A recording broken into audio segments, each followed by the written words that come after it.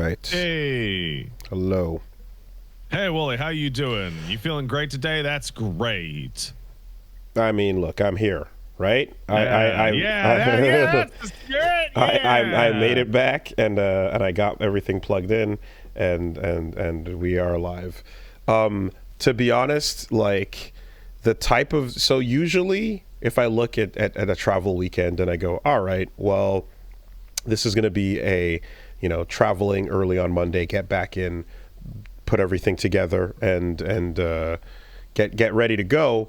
Then Tuesday's more than fine, in most cases. However, given I had like probably my worst travel day experience yesterday, it's a little bit more difficult than that. But I still decided to not try to push things any further forward because I'd rather. I wouldn't have been able to do tomorrow. Well, there you go. Yeah. But I mean, have a Thursday fucking podcast.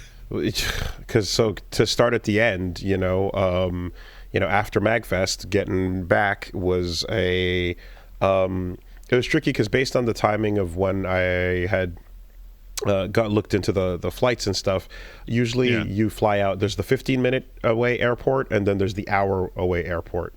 Right. Yeah. And so most of the time I try to take the closer one. This time it ended up being the further one, and getting there.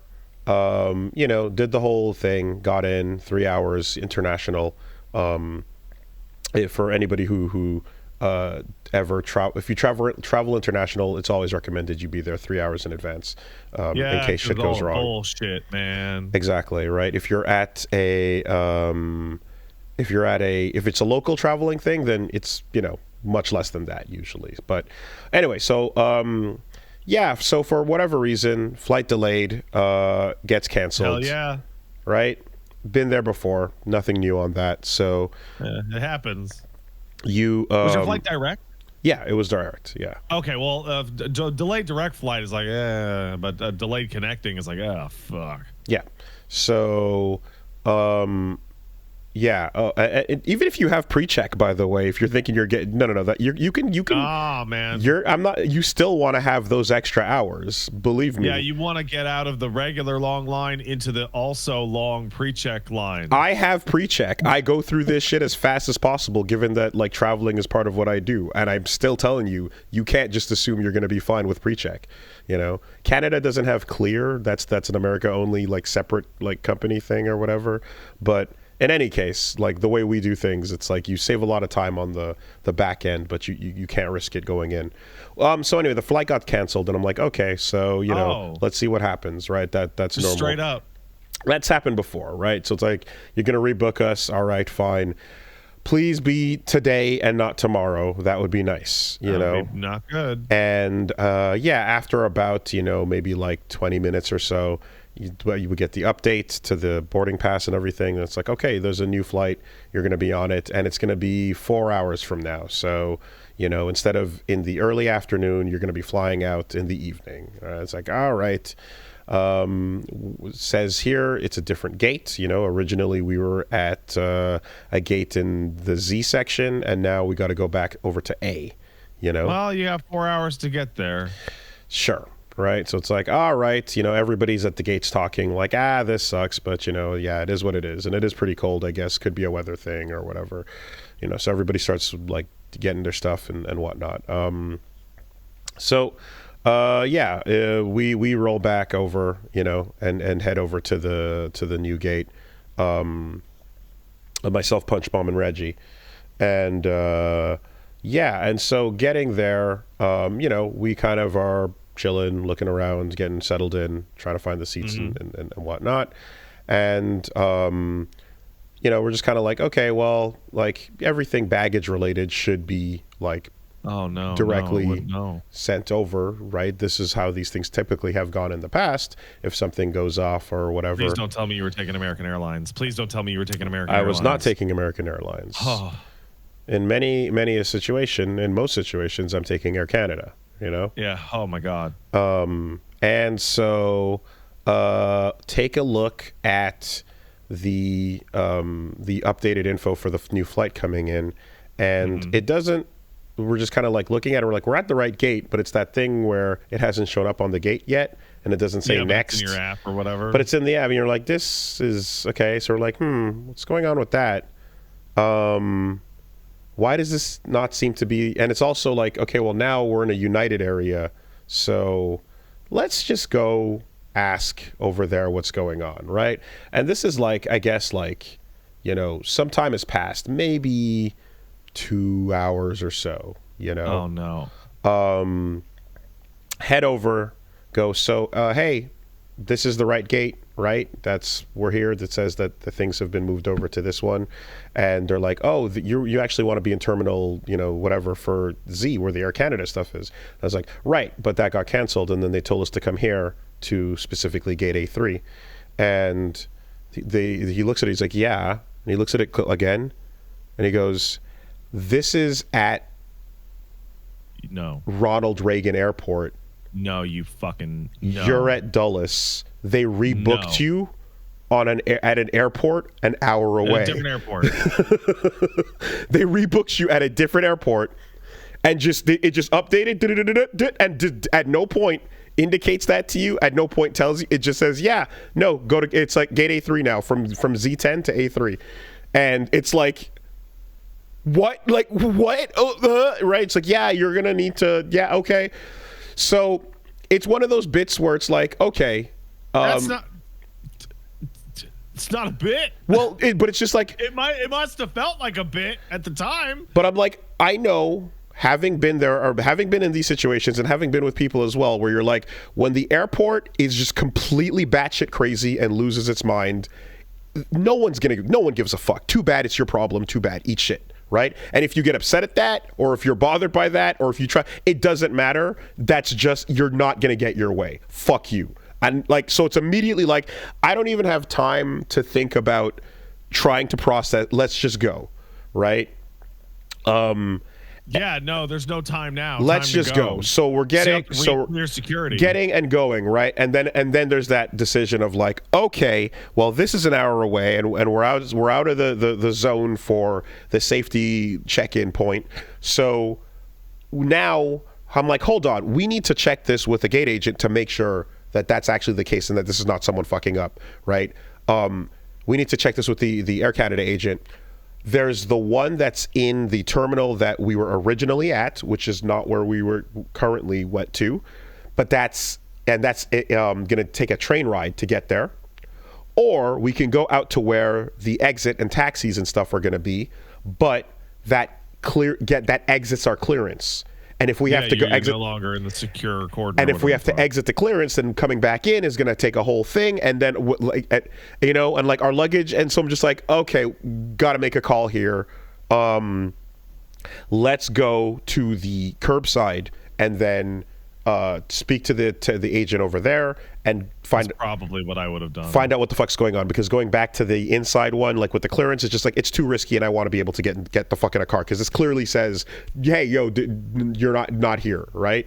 Go over there, it's closed, because they're like, yeah, we're gone for the day or whatever, right? Just, we're done. We'll be back here tomorrow morning. Cool. Hey, Iceland Air. Can anyone next door, can you please find somebody? There's an emergency right now and we're about to get fucked over. Is there anybody? So they go into the booth, they grab someone, that comes over, and dude's like, hey, yeah, what's going on? And I'm like, what the fuck? We got rebooked at an airport at an hour away, and this isn't indicated on the email I got, or on the text message I got, or on the app that I got. Like the 3 different places where they alert you to things going on, none of these things indicated that. And he's like looking and going, okay, hold on. And he's like, oh no, well, oh wait, he goes, and he goes, yeah, you're gonna have to get over there. You should be able to get there with just enough time if you leave right now. And I'm like, okay, and our bags are already over there? And he goes, wait, what, hold on, what color are your bags? And I describe them, and he goes into the office right next to him and goes, actually, they're right in here. And I'm like, so there was you didn't automatically transfer them. You were just going to keep them. They were just here in this office upstairs out by the curbside. How the fuck did that happen, right? Why was there no... And they're like, well, he's like, oh, we sent it over the comms. You know, and I'm like, did you say it? You have, okay, we said it over the comms. I was there, and we said that, you know, you were going to need to come grab these. And it was like, are you talking about like when everyone was filing out and when at what point? If there's people that are walking from different gates, from different areas, from different bathrooms, who the fuck knows at what point that happens? I have never heard an announcement on the airport communication system that I've understood in my life. And furthermore, at any point when you're moving around, usually with the app and boarding pass and shit, there will be things that say your luggage has been now loaded onto the plane. It is transferred over to here. You don't need to pick it up. It has all these little things if you're moving around and it's telling you what's going on. So the time when it's crucial to know what the fuck is happening, it doesn't have any indicator of that, much less the fact that the airport itself is completely changed. And we just happened to get lucky enough to walk to the exact booth where it's like, oh yeah, we just happened, we happened to wheel it right here. So just like, and it's like, you know, it's at that point where like he starts getting like attitude back in a way, going like, well, we said it, and you know, that's if we said it and you didn't hear it, well, you know, and it's just getting that kind of like indignant about it. And I'm like, right, I remember this point where it's like, yeah, you're not gonna like anger your way into a victory here. They don't give a fuck because they're so used to getting yelled at when the customer is wrong that even when they're completely in the wrong, they're still gonna get this attitude and get shitty about it, and it doesn't fucking matter. So just like it's almost like tune it out. Just please print out our shit. Right? We need to get the fuck going. Can we make it in time? Can you assure that we can make it in time? That's what you're saying? Yes. Okay. Give us our shit. Give whatever. And then it's like, okay, it's an hour away. How much is that fucking gonna cost? And they're like, oh yeah, we'll print out your voucher, and here you can go. You can get a free ride over there, and here's a bunch of extra credit money for a meal at the airport, or credit on whatever. You know, like you clearly fucked up, but you're something. But you're giving me attitude as if like, you know, we were in the wrong. But yeah, well, next time, fucking. You know, well, maybe you should hear better. Now here is the apology pieces that we're giving you for what is indicating that something wrong took place here, but it doesn't matter who's responsible, you know? Anyway, take that, wheel, run, go. You know, like get to the place where we were told to go. Of course, there's no taxis there. Just like I see a captain. I'm like, hey, captain, like, where's the nearest taxi? We're going to get fucked over here. And, you know, very nice, pointed us. He's like, actually, yeah, you're supposed to go down this ramp in a different way from the way that the person told you. Oh, so even the directions to the taxis were incorrect? Fucking awesome. Get there. There's one small car, and it's like, cool, we have all our luggage, and there's three of us, and we have our check. Like, can we make it work? And the taxi's like, I'll do my best. Let's do it. Gets us in there. We do it. We go. You know, great.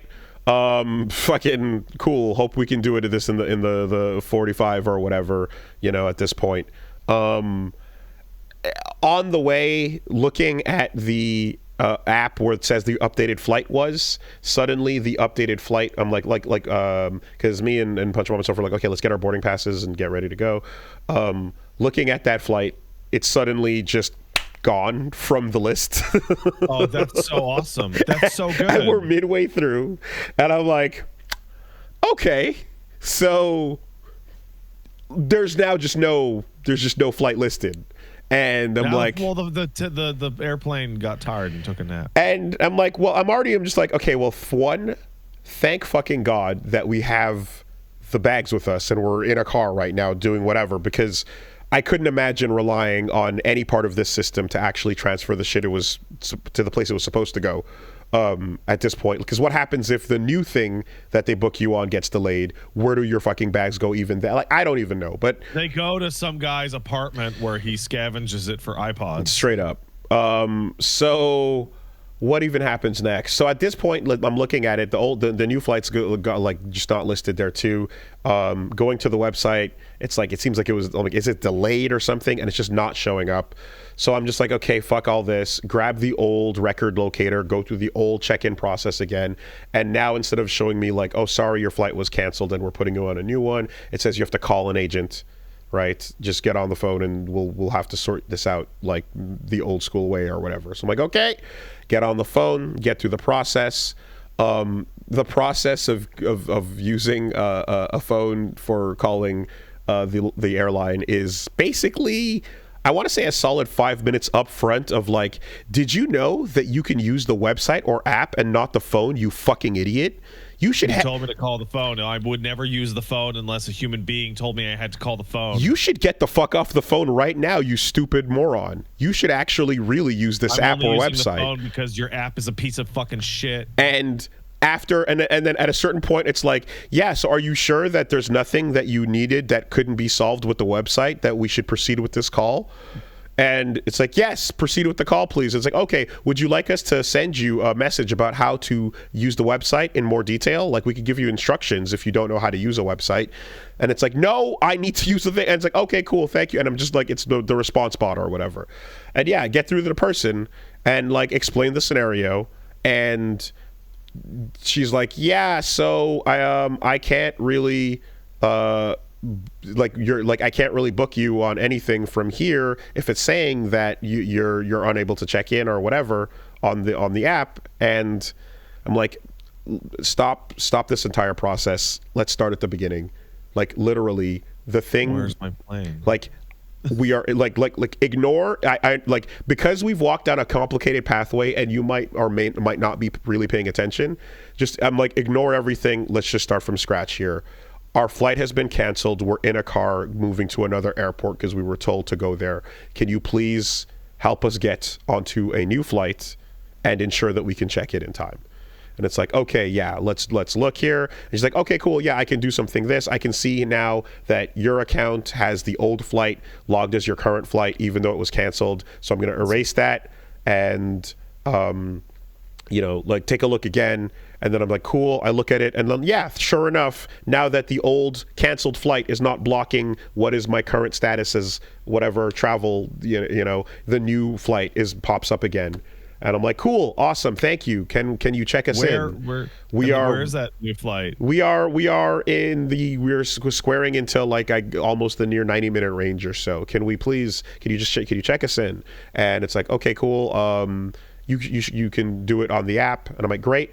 Can you stay on the phone while I do that, please? Can you just hang out?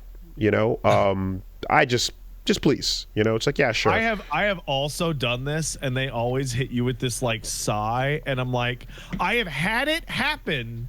Like, I've done it like in person, where I'm like, can I sign in on the app, or would do whatever they need to do, or the email, like at the customer service kiosk, and the person's like rolling their eyes, and then it fails in front of them, and I get to just stay there and go here. Like, when I got a new phone plan and I wanted to transfer my phone number, that process took 4 hours. Yeah. And I had to keep rotating through. And at some point, I'm like, I'm just going to call my phone company in front of you. That's it. And then it failed, and then I put them on speaker and just handed them to the guy at the kiosk. Because the incompetence that has led to this was some human bullshit a minute ago before we got in the car. And now that this extra part is failing, this is your technology not doing what it's supposed to do, while every automated process in your system is telling me to keep using this thing. So while you're here, stay there so that I can confirm this is working, please. And then you don't just go like, yep, it's great, bye, and then we're fucked. So yeah. Yeah, because if you had to go through that process again, you wouldn't even be able to check in before the flight left, right? Exactly. And sure enough, I go through, I check in, awesome, check in Punch Bomb, check in Reggie, doesn't check in me. Says you're going to have to wait and go see someone at a desk for that. Like, okay, great. Is there anything you can do about that? The guy who's doing it won't let me do it. Okay, cool.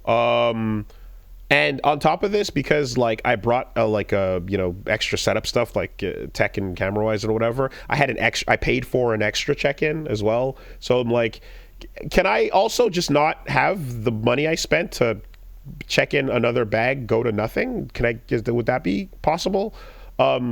And yeah, sure, lady's just like, yeah, you're just going to have to go over to the booth when you get in there. So it's like, all right, cool, that'll take extra time that we don't have. Instead of just going straight to the gate and rushing, we're going to have to go find a person at the wonderful, and it's just... There's a really strange attitude I've dealt with every single time I've spoken to anyone at an airport under any context. Not in the airplane.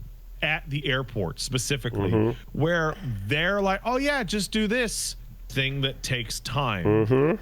But I'm at an airport. I don't have time to do anything because the airplane gonna leave. Yep. And that's the thing, is every single time it's like, are you assuring me that I have time to do this, right? Because I'm also thinking every time these types of things happen, and I find myself, there's times where I've been sprinting through fucking Pearson, you know, or whatever, banking a corner to the airport, to the flight. I'm like, is grandma getting a drive down in one of those carriers going to be able to make it in time? You know? No. Anyway, no. So yeah, and you know, whatever, run through, get to the desk. It's like, hey, okay, cool, check in, da-da-da-da-da. Yeah, hey, you know, even though over at the other airport we checked this in with your laptop, but this time we can't, so pull it. Like, so there's different policies depending on which one we're at for this. Well, in like, the time okay, you cool. were in that taxi cab, you could have hidden a bomb in that laptop. Natural, awesome, great, yeah. And like, as I'm kind of going, like, well, it's just weird because I literally we just came from this same thing being checked in as was, and a dude comes from the back to be like, well, sir, you got it, and I'm like, it's fine. I'm not starting any issues here. Just please, we just want to get in and go. And yeah, you know, like roll through to that, and just as one last little swift fucking, just a little nut check, just book, you know, on the way is going through the security and like getting all of the boarding passes scanned, and the person who scans mine looks at it and goes, okay, cool, yeah, you're at D51, scans Punch Mom's, goes D52, scans Reggie's and goes D33. All right, and we're like, we're all on the same flight, man. and like at that point, I'm just like, I'm so dead. I'm at that, like, I've gotten to the point where like 5 minutes prior, when I was going through the bit and I had the pre-check thing, and the guy's like, oh, your pre-check, go this way, go this way, go this way. And then we're like, okay, cool, thank you. When I go that way, and he's like, oh, no, wait, it's closed. Sorry, come back around, right? So because that happened, I'm like, oh, now I'm just having fun. Now we're just getting loose with it. I'm just like, yeah, let's go. Let's have a good time. Like, let's have it all go wrong at this point. Don't drop the combo. Keep the rhythm up, right? If this day is going to go fucking nuts, if this is going to be the dumbest flying day ever, then keep it up. Have more go wrong, please, you know? I get to that loose point. And then, yeah, just walking by when the person reads off 3 different incorrect gates for where we're supposed to go, I'm just like I'm just laughing, and we move past it, and I check the computer and I check the thing, and it's like, no, we're all at the same one, which is not what was said there at all. And I was just like, was any of the 3 correct? Yes, the last one, right? Reggie got his correct, Punch Mom and I got our gates wrong. And I was just like, could you imagine if someone listened to you? Like, what if someone was here doing this thing and then they listened to you as a person who's giving information about what they're supposed to do? Like, in this situation too as well, where we're on the clock and everything's urgent. It's fucking... Going to the airport is so uniquely miserable. Oh, because boy. There's like an authoritative bent to everything, because it's not just these people have control over whether or not you're going to travel, and you're usually in a foreign country. It's also that like they have legal authority to just cock block your shit at like any on a whim. Yeah, but they're all like insanely incompetent. And like every time I think about bad airport story, I think about like an instance that happened to me twice at 2 different American airports, in which I asked, is today a take your shoes off day? And I received the answer, yeah, like I'm an idiot. And at a different airport, I received the answer, no. Yep. Like I'm an idiot. Yep. Why would I know your security protocol in a city that I don't live in? Every time. And different sizes, different airports in the same city, depending on who's doing what, have different energy for what you're supposed to do. Laptops out, laptops in, shoes off, shoes on, right? I remember when like sanitizer was like enough to travel with, and a nail clipper was not allowed, and now it is allowed, and it's like, okay, cool. But that exhaustion at a very, very reasonable question is that's exactly it, right? Knowing that that's the energy, it's and I've also like people I know and people have traveled with and stuff, there's been situations where it's like getting upset even when you're in the right does not help in any way. They just go, we're gonna fucking kick you out, we're gonna get you, like like because it's just right, you're looking at a whatever the fucking percentage of like Karen based behavior is, right? There's a percentage of that where you're like, no, you're just fucking me over in every possible way. And a bunch of this too involves automation where a person could fix the problem, but in this case the person is actually making it worse. Isn't it way easier to just have the robot do it? Wait, it's not, and actually customer service reps are now drowning under complaints because the system doesn't work. So it just like at the point where like, you know, the apology printouts are happening, I'm just like, okay, I'm just basically explaining, like me and Punch Mom are just talking like, wow, it's really stupid how this thing tells you all the important stuff about where your bag's going, but the most crucial thing, like get up and change airports, isn't on the app. Isn't that crazy? And it's like, yeah, I don't know why, what's the point of it then? Like you're pushing this as and we're just having our conversation between ourselves in front of because it's like, what else are you gonna do at that point, you know? Anyway, we got in at whatever fuck in the morning, you know, and are here, but it's just. Oh, so you got in this morning? Yes. Oh, no wonder you sound like shit. Oh, that sucks. It like there was a point where I'm like on the way, you know, like it's a 2-hour flight from Montreal to Washington, and on the way by the time we got back home, I'm like, we could have been at Narita airport right now. Like this was a flight to Japan in how long this process took. It feels good to be back after that fucking nonsense. Yeah. Dude, I never told this story before, but when I was traveling with a friend of mine internationally, we had to do a connecting flight to Toronto, and we almost missed our flight because they did that thing where they offloaded us to that tiny little baby Toronto airport. Porter. Right? Billy Bishop.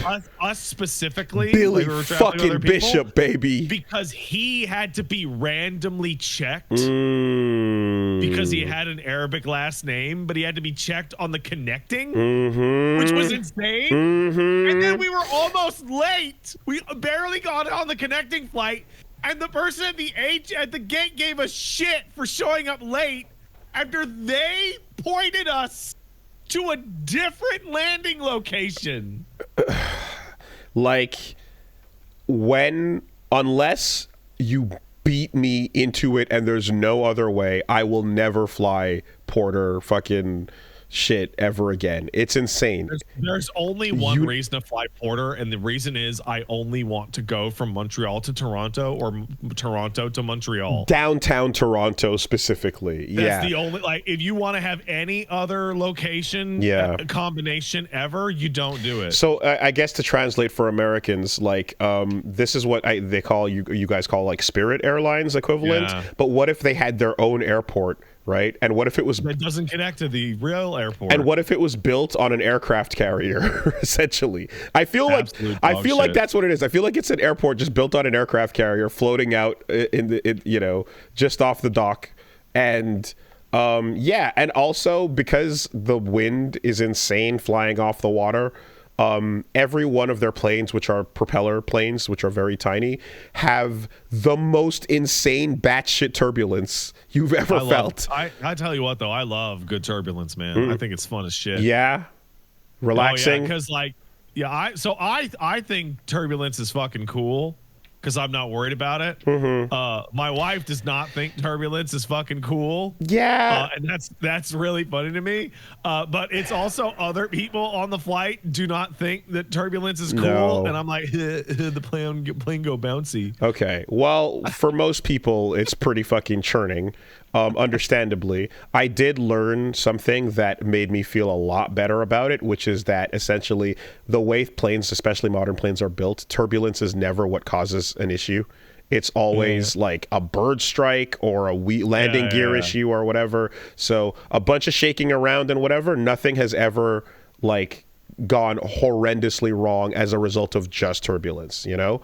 But when we went and got this freak dog from America, we took a America to Canada ferry. And that motherfucker hit some waves. Like, that thing was going at to like 40-degree angles on either side. Go whoa, whoa. And I was walking around holding the baby, and we were going woo, while other people on the boat were going, oh my god, we're gonna tip. And I'm just like, haha. Boat go back and forth. That being said, having been in planes where you get the drop and you're shooting upwards and almost hitting your head on the fucking thing. That's awesome. Yeah, you're like, no, that's potentially lethal type shit. So yeah, but it's fun if you're in your seatbelt with you put your seatbelt on. Okay, well, no, shut up. You're insane. But like, like a roller coaster for free. Like, people have broken fucking limbs, and like, I think there have been fatalities from heads hitting the top of the fucking. Oh, absolutely, but they didn't happen to me. All right. Well, in any case, all that to say that when there's a good turbulence, and the good turbulence is we're pulling in for landing, and you can see you can see it turning and getting ready to land. So like, look out the window, and you're like, oh yeah, I'm feeling that because we're just lining up and everything's going good. So great. But yeah, fucking Porter's insane. Fuck that airport shit. I'm beyond exhausted and tired. And well, I'm glad you made it back home, bud. No, and I think in conclusion, we all kind of were like, as we're out of there, we're like, the amount of insane, stupid shit that went wrong today is grounds. If we felt like Karening the fuck out, we could. Yeah. Right? We absolutely could. I don't have the energy or wherewithal. I just want to get back to my bed. But there was more than enough there each step of the way that could have gotten us fucking shit or you know, free vouchers or whatever, you know. Anyways, we're very sorry for your unoptimal flying experience. We hope you fly with us again. Just tell me a $10 voucher that will not cover one sandwich. Like, and the thing is that like, in a lot of cases when it's like, oh god damn it, the flight's been canceled, to me I'm like, that sucks, it happens. Like, that's not even remotely the first thing that I'm bothered by. Had trouble with canceled flights. I usually just hop on another one a couple hours later, get a food. That's it. But just get like, actually, you're supposed to get the fuck out of here an hour ago. Yeah. Anyway, so that was me getting back. That sounds like that sucks. It was not great. Man, God hath blighted you this week. That's a proper blight. A little bit, but that's all right. Magfest was pretty fun, and yeah, some of the reason you were gone on an airplane. There you go. And you know, that travel day is still less of a disaster than Lotus Juice on stage. No. Lotus Juice was there. Oh. Lotus Juice was live, and I didn't know. Crazy. And it was like, holy shit, let's go see Lotus Juice. It was okay live. It was cool. He needs to be mixed. Yeah, is what he needs to have. So it was super cool that Lotus Juice was there, and I didn't know, and I was really happy to find that out. And there was even a secret show the first night, and I was like, oh fuck, there was a chance to go catch that, you know, just in one of the rooms over on the side. And I was like, fuck it, let's get to the main one, you know, late night. And yeah, pulled up, and you know, and it was like, as I was finding out, it's like, oh shit, Lotus Juice is here, and it's like, yeah, and it's like, is that him walking right over there? And it's like, yep, oh hey, it's that's there. There he goes. Oh shit. And you know, concert started 40 minutes late because got pushed forward. Previous act kind of delayed. It was the previous act. Delayed things by 40 minutes or so. Yeah, it was supposed to start around 12:50. Started around 1:30. And I think everyone, you know, there's a bit of a, I guess there's a bit of a Neil Young thing is what we'd call it, where, all right, let's hear what Lotus Juice has got with some of the original tracks. Cool. First two, first three, first six. Everyone's kind of like, hey, if we could just get a crumb of that good shit. Really? A little bit. Are you serious? A little bit. But I'm like at the same, I don't want to be that guy though, but we're at Magfest, so it's very clear why and what's going on and what this audience is about a little bit. You know, you have that one good teacher at some point in your career through education. There's like a one teacher that knew what the fuck they were doing, and they gave you like a couple really good pieces of advice. My English teacher, who was an old ass bitch, I loved her so much. She was great. She was so fucking mean. When she's like, when you write something, the number one concern should be audience. Who are you writing this for? And I think about that all the time when I look at something and go, who the fuck is this for? And when you tell me that Lotus Juice went to fucking massive weeb-ass NerdCon Magfest and did 6 songs of his own material, well, I'm just like, who the fuck is that for? I don't want to be the play Freebird person, right? Because I'm always super down to hear the original stuff that is like, you know, what you're currently up to. Like, that's the thing.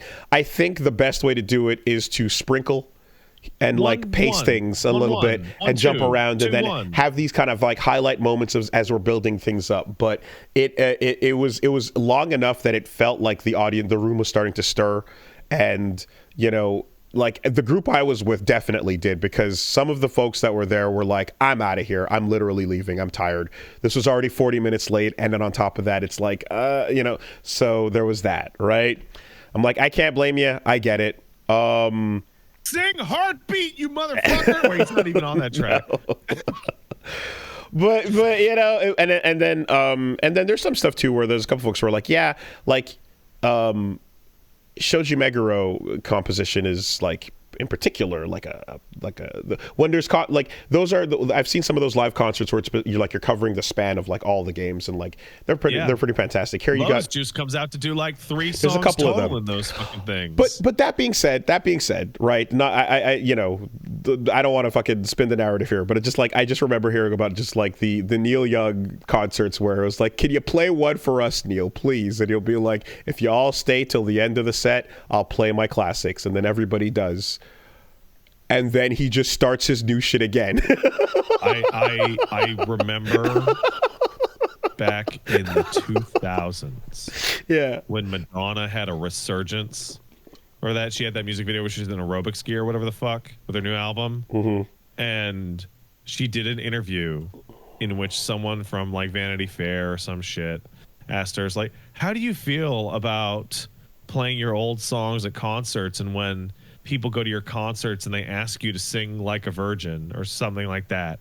And Madonna responded with like, I don't even know the words to Like a Virgin. I remember that. I can't believe people even ask about that anymore. Right. Fucking shut up. Right. Sing the song. Now this is the thing, right? I say all this fully knowing that like a ton of artists are also just like, I just don't like either maybe it's like I don't have all that in me. Maybe it's just like I don't want to just be that one thing my whole life. You know, I certainly wouldn't appreciate it if folks were just like, hey, yo, go do the best friends thing now. Just do that though, right? I would be like, come the fuck on, man. No, you know what it would be like, Woolie? What? It'd be like, hey, Woolie, you ever gonna do another video like Fighterpedia? And you go, I don't even know fighting games anymore, man. What are fighting those? Games, man? Whatever. That's literally old. What are those? Yeah, you know. Woolie, was it last week or 2 weeks ago? You literally pulled out the Wens Marvel fucking card, but yeah, it's right next to you right now. Yeah, sometimes you gotta sprinkle in a couple of the classics. So to peel back the curtain on this one, this is no, okay. Don't. I know what you're gonna say because that looks too good. It looks way too good, and it doesn't have any creases. This is not the original from back in the day. No, of course it is. This was made because someone asked me to use it in a video that will be upcoming. So I did a little bit for them. Same bit. Yes, it is the same bit, and I was requested to do the same bit, right? Yeah. As people are talking about pie stealing over there. So 100%, right? I know that feeling, and I also know when an artist feels pigeonholed and creatively fucking locked into some shit that they don't want to. So but I think the balance, especially when it's like this is the event you're at, is to do some and drop, and then you have these like, oh fuck, yeah, and then like, okay, let's feel this shit out a little bit. Oh, here comes, you kind of play it. I think there's a way you can do that and keep the audience like getting more and more excited as we build up to what everyone's really kind of excited and waiting for. You want to get that mass destruction going, Woolie, just between you and me, no, pretend no one else. Can I say something really brave? Can I be brave? You can be brave and controversial. Okay. I don't think it'll be controversial. I think that a musician on stage. Okay, wait. Okay. With any sense of pride or ego is the lowest form of life. Right. Okay. I see. Yeah. Once they get up onto the stage. They're there to dance and sing. Okay. And leave their body so that their muscles and voice can do the show. Okay. Yeah. Listen, part of the reason why we love Ava so much is because Anno was completely insane in making that 100% selfishly and all about himself, and said fuck the audience, right? There are times and places where fuck the audience is the right energy.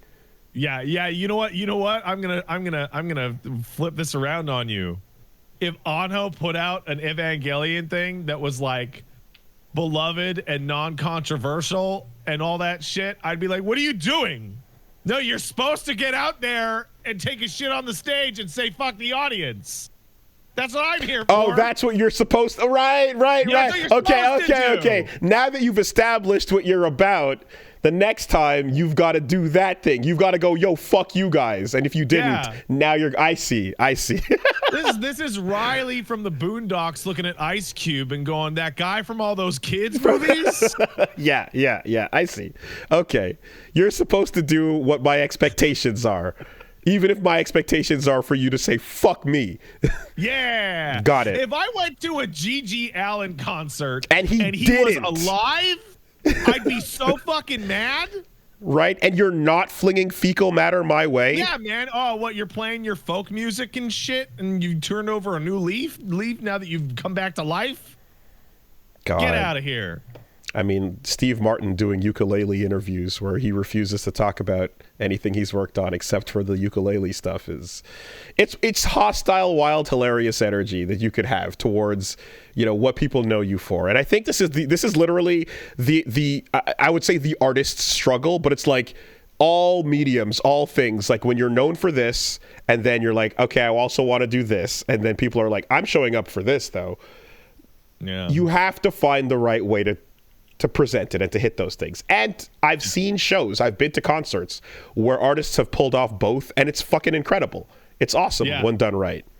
So like we have an example that is like much closer to home, in that like we are variety content creators, right? In which we poke a little bit here, but we know lots of people. Like I know tons of people who were not variety content creators. They were single serving content creators. They did Warframe, they did Destiny, they did fighting games, they did Dark Souls, they did, and this and that. And every time that they would like go like, oh, I'm gonna branch out, people would go, this isn't fucking Dark, you should go back to Dark Souls, what the fuck?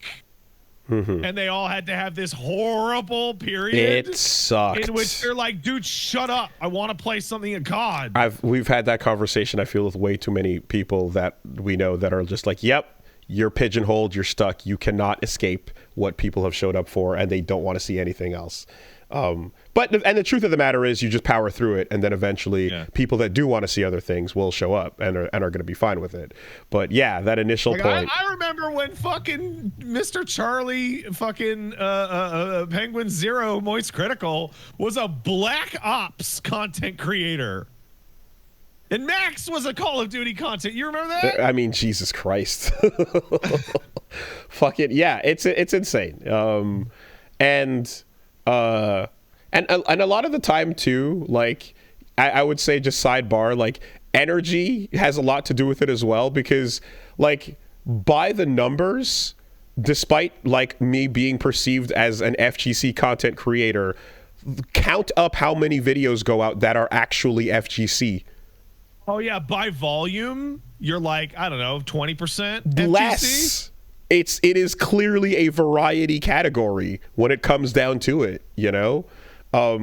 So to the point where like chatting with other creators as well about like, oh yeah, you just jump on, do a week of this character, you know, like grind up a little bit and stuff, and kind of like, oh, that's not how things go over here. Oh, man. You know, even by FGC standards, you are like insane variety, because like what variety to an FGC streamer a lot of times is like, well, we're gonna try a new character for the month of February. Exactly. That's what I mean. Right. That's what I'm talking about. Nah, man, we got to go into that dumpster and find that old Kusoge garbage for this week for one Saturday, and then next is slop, you know. Anyway, so all this to say, like there's been shows, like I mean shit, when I went to go watch Shingo 2 and Oma doing the Nuja Best stuff the other day, like it was an amazing mix of like, you know, originals, news, and then into some of the classics, and the audience got real hype with the progression of things. But I think there's also a second reason here that might become a little more apparent. So like, you know, we were having fun with it, and like, you know, Lotus was doing stuff in you know, he was killing it. He was jumping up there. He's by himself, just, you know, performing. Then there was that moment of like, yo, y'all mind if I take my shirt off? And he takes his shirt off, and he's got a Persona shirt underneath it, and it's got a little jack on it, and it's like, there it is. Okay, here we go. You know, and went into like a couple of tracks, like It's Going Down Now, the new battle theme, you know, disturbing the peace. It was good.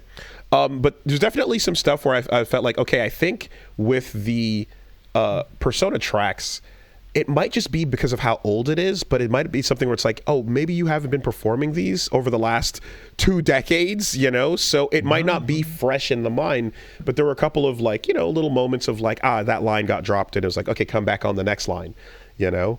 So I think it was also a matter of like just performing while not super like fresh on the material. That was also some trepidation as to like, you know, putting them up front, or like at the very least going too heavy into the Persona stuff, which folks were waiting on, you know? And I think that all kind of came to a head because I feel like the tracks we heard, you know, up to that point were just a couple of line skips, and then you pick it back up on the next line. And when it came to Mass Destruction, like the first verse, unfortunately, hit a point where it got really rough. Like the first couple lines were just gone. And I think as like a recovery move, there was a moment of like, the mic is not working. Hello? And then the singer, who did an incredible job covering and doing the vocals, she kind of came up and did like a mic switch, and there was a moment where it was like, oh shit, okay, no, this mic is working. And I think everyone's like, okay, all right, yeah, okay, we'll politely kind of just accept, like, yeah, that's kind of what happened. But it really wasn't. The mic was fine. It was just, there was a line flub that kind of turned into that, and I think we all kind of knew. You know, I think that's what it felt like in the room. That sounds like a great show from Lotus Juice. Verse 2 killed it. Came back in full speed, full power, great times. Ba-da-ba-ba, ba-da-ba-ba. Loved it. But yeah, just being real about how that kind of went a little bit. That's great.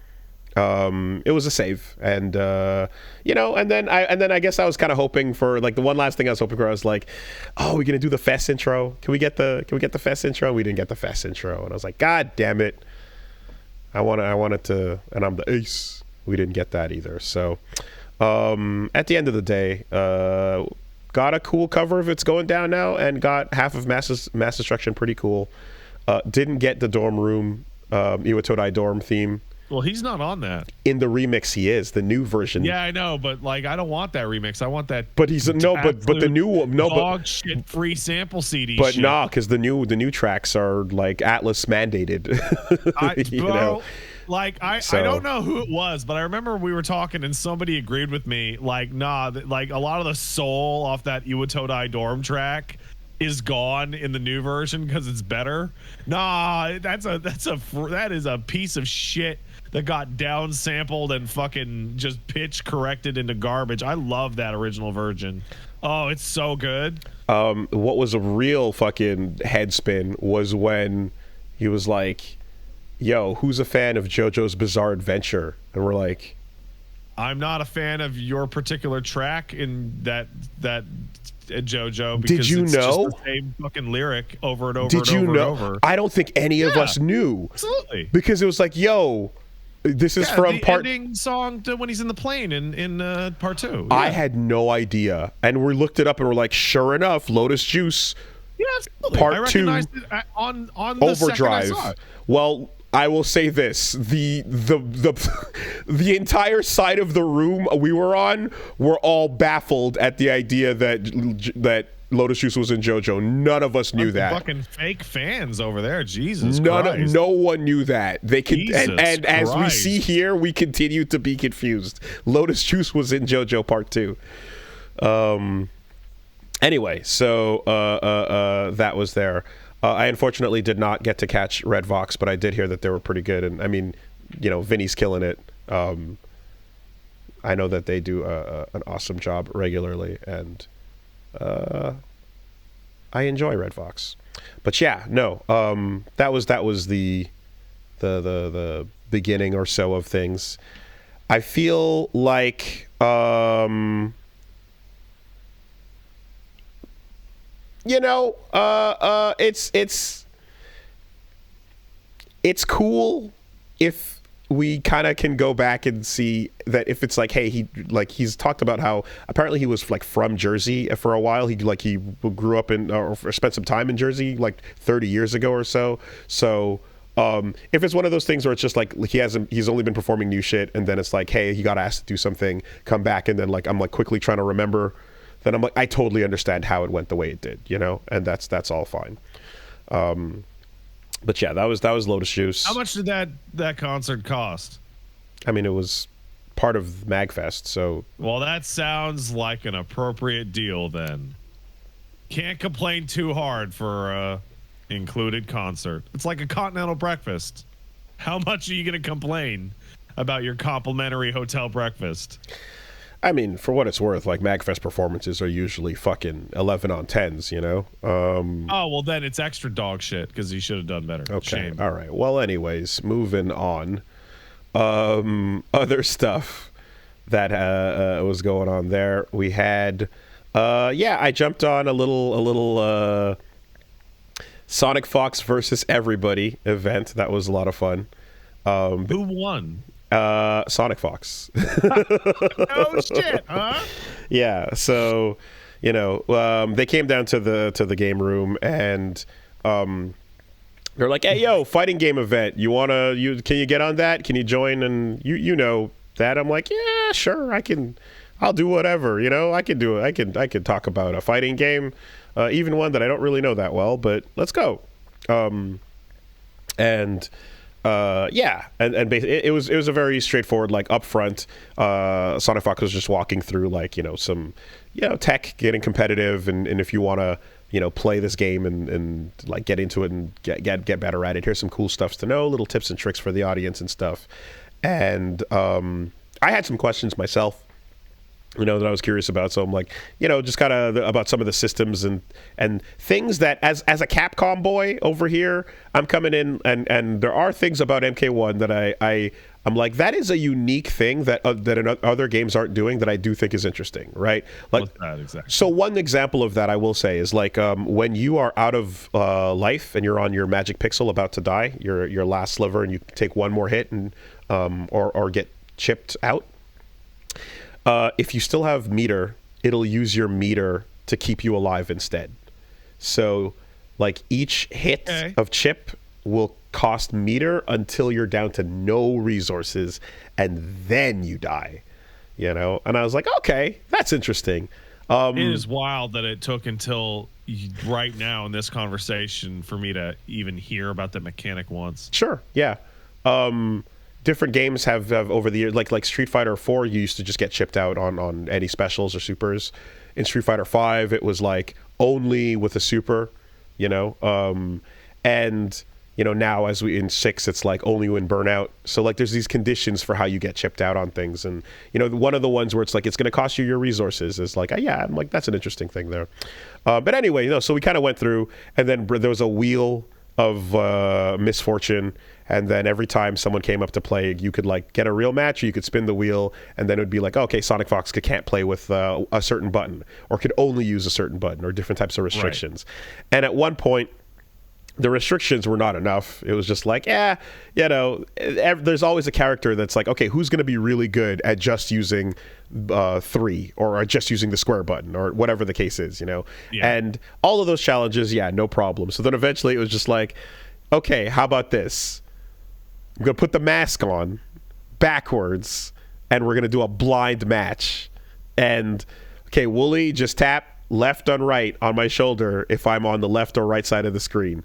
And sure enough, as Gene filmed and the footage is up there, absolutely wins a match completely blind. Incredible. Very. There's only so much you can limit a person. Yeah. I would say so, especially if you're talking about like, it's like, okay, well, I'm going to play a character that is playing blind Kenshi as well, blind character on blind match, right?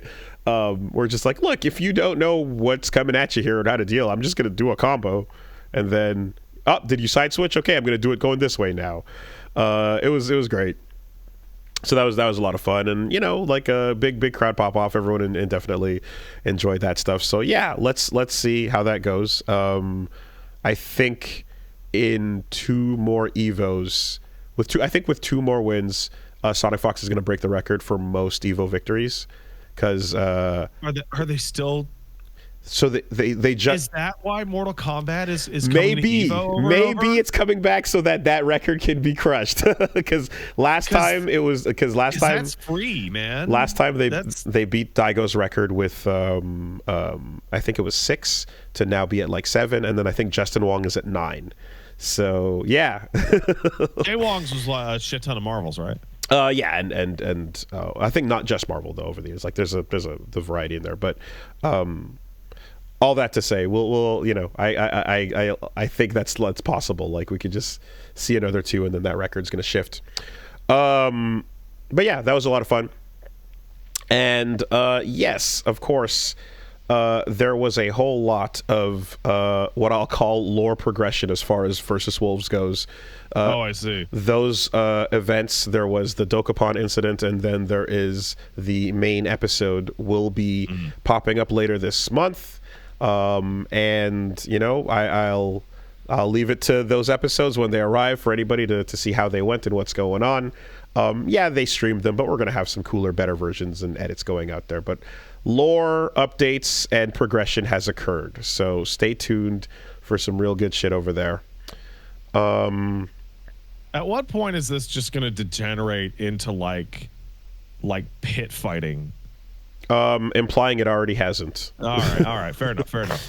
So, yeah, I think what I'm going to do is I'm going to finish this podcast, and then I'm going to upload a bunch of shit, and then I'm going to fucking chill out this week. You should chill out. You should take some time off, bro. Is what I'm going to do.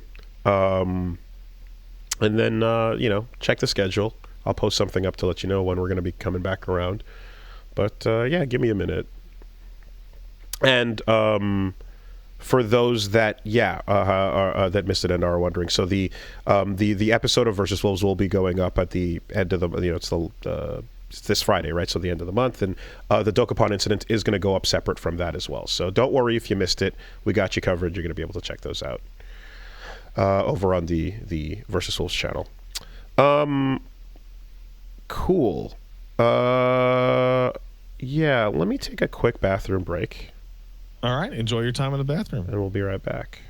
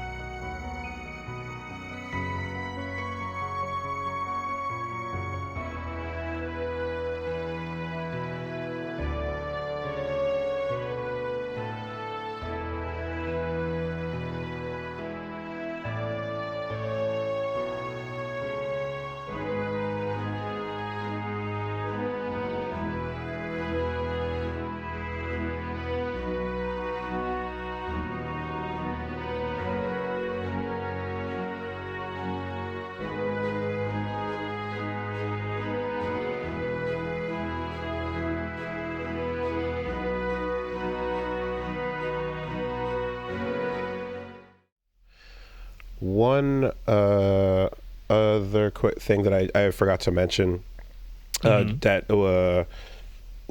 at the at Magfest, it was announced that there's going to be some merch at the panels, and one thing that is happening is the old Get Into Fighting Games T-shirt that was not allowed to have cool heart on it is now going to exist with the heart on it. So Okay. yay, because for whatever reasons, people that used to handle that were Get it. yes. So finally that is being rectified, because the thing that people have asked for from the fucking beginning of like, hey, look at this cool intro, it'd be cool to put that thing on a shirt, wouldn't it? Hey, finally possible. So yay at that. Oh, that's great. Anyway, what is going on? So, you ever have a moment in your life in which you can pinpoint the exact second that you're going to have a hard week?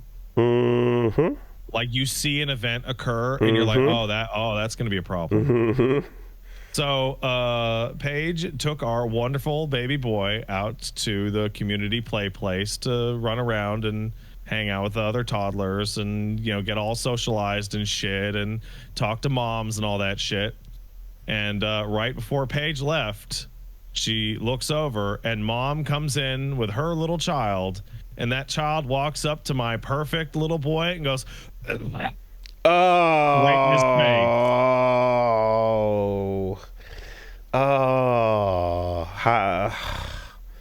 not intentional, but fuck. No. So I want to be really, really, really clear, right?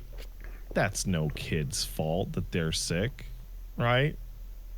That's mom's fault. You don't bring sick kids to places with other kids. What about the parties where people get their kids together specifically to get each other sick? Oh, everyone in that situation is a bad person. The deliberate spreading of everyone in that situation's a psycho. Pox immunity, whatever. Yeah, that's nonsense, man. Is it? It's not real? Oh no, it's real. That happens. I'm just saying it's fucking stupid. It has always struck me as like, is there a less gross way to do it? Like, can you do it? Don't. Yeah, okay. Just don't do it. Okay. Just don't do that. That's it.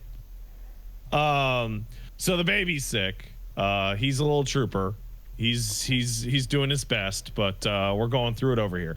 I'm sick. As you can see, I have my sniffle rag here. It's nothing serious. It's not COVID. It appears to be the common cold. I feel mostly fine other than some sniffles. Okay. Paige is not sick because Paige never gets sick. So that's good. But so that kid just fucking dropped a bomb. Yeah, Paige says that she feels like she could see the particles transfer from one child to the next.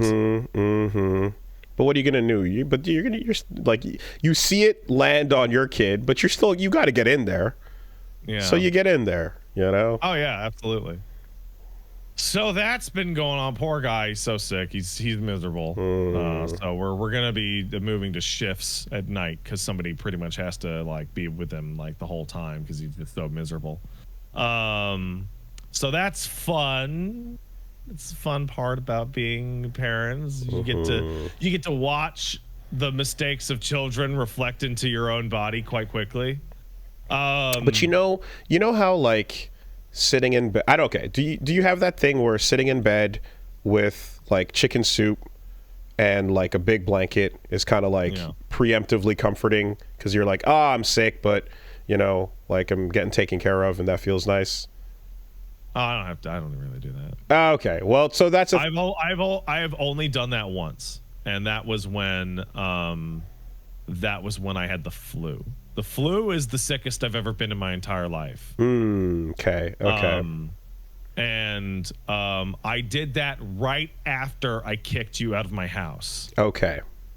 Do you remember the E3 where they showed off like 12 hours of like fucking Zelda? I mean, no, but like, so we all did that live at E3. Okay. And like it was in my house, in my apartment.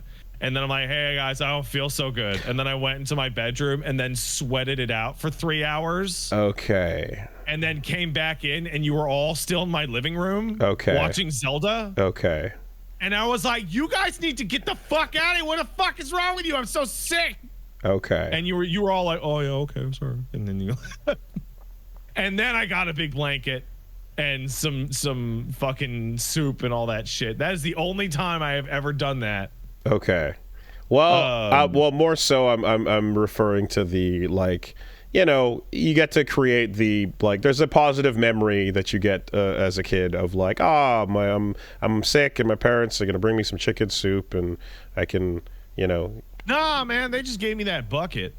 All right.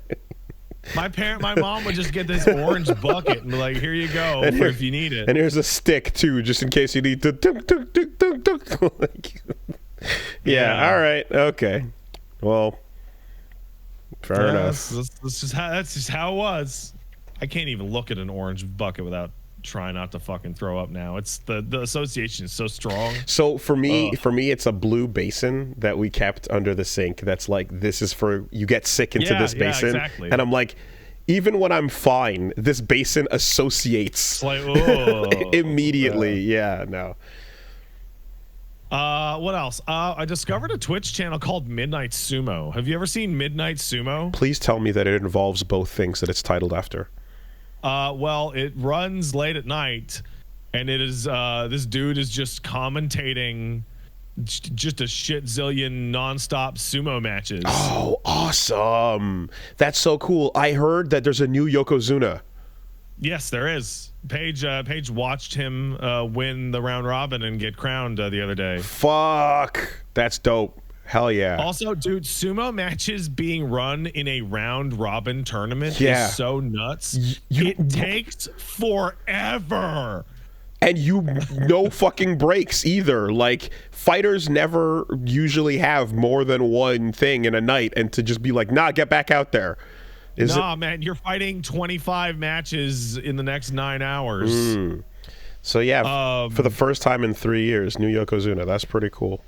It is wild to see the variation in big boys on the sumo channel.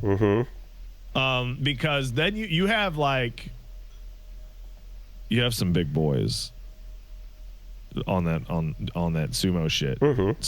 Some proper round boys. And then on occasion you see some that are like, that's just a regular guy in the sumo getup. Like I saw two guys like, that is just a regular man. Just a little thick, you know, just a little chunky. No, I don't even. I literally mean like a tall, like muscular, but like no significant body fat, regular Japanese athlete. Wow. Okay. I mean, it is technique too, right? Like, well, those guys are apparently former wrestlers. Gotcha. Okay. They don't push the guys out. They juke and they like slap the big boys down and get around them, that kind of thing. Okay.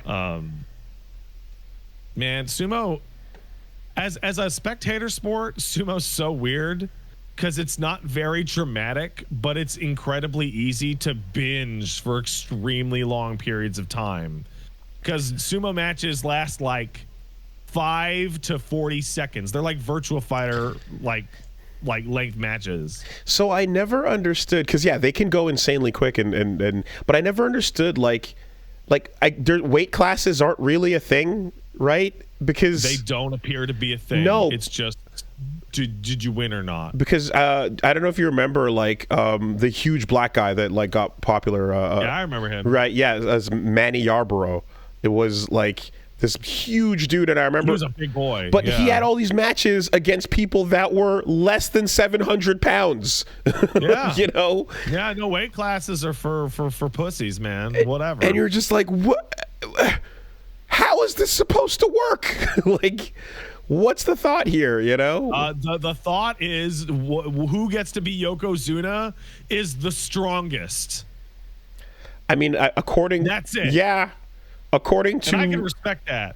I understand the idea of like also doing like, you know, like I'm not even gonna try it, but like Nigi Atari or what the moves where you grab and you move to the side. And it's like, oh, you're heavy, but now I've used your weight against you.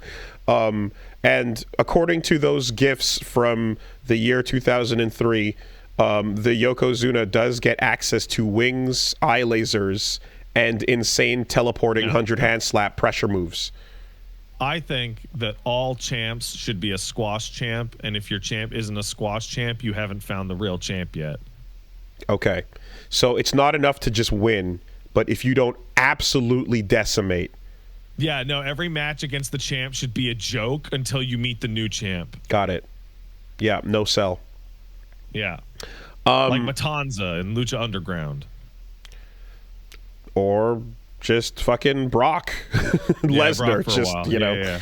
I would love if there were some sort of modern update or incarnation of Hyper Sumo gifs, because that it was good stuff. I believe they started as gifs and then they became like Nico videos, and then like there was like a channel that added sound effects and shit.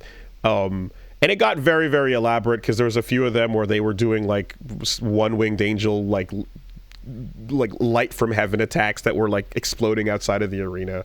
But I think I'm gonna see. I think if you can probably still Google like Hyper Sumo gifs and see some cool shit. Yeah, probably. But the question is it the same cool shit that you're thinking of, or is it a different new cool shit? Oh, there it is right there. Yeah. No, we're still doing it. Awesome. So this channel is Midnight Sumo. Okay. Really good. Guy's got like a good like soft radio man voice that's perfect for commentating sumo.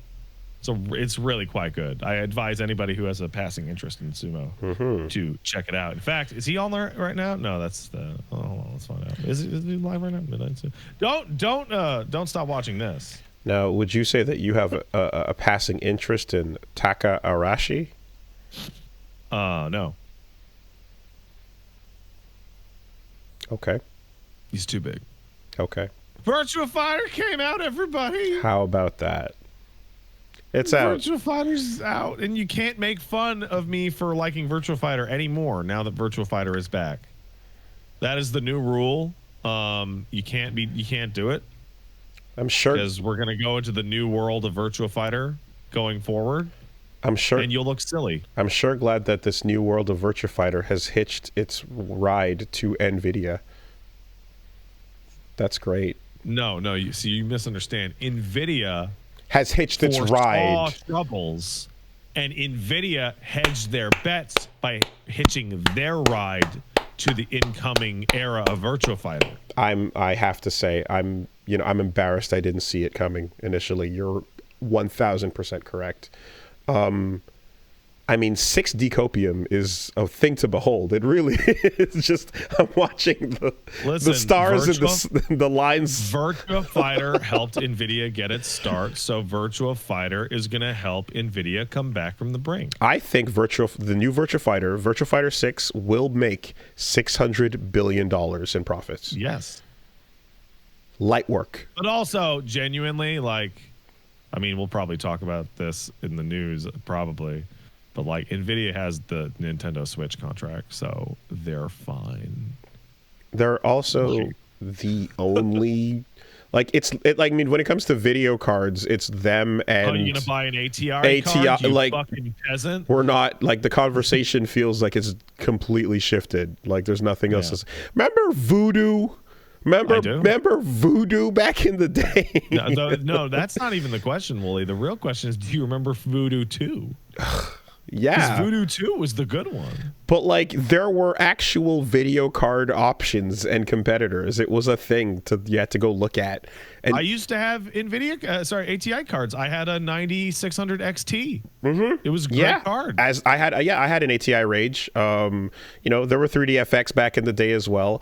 And look, you looked at the stats, you looked at the numbers, but then you looked at the stupid 3D reboot character on the box and went, I want that one. No, what you it's actually the fairy did, with the gun. What you actually did is you looked at Doom 3.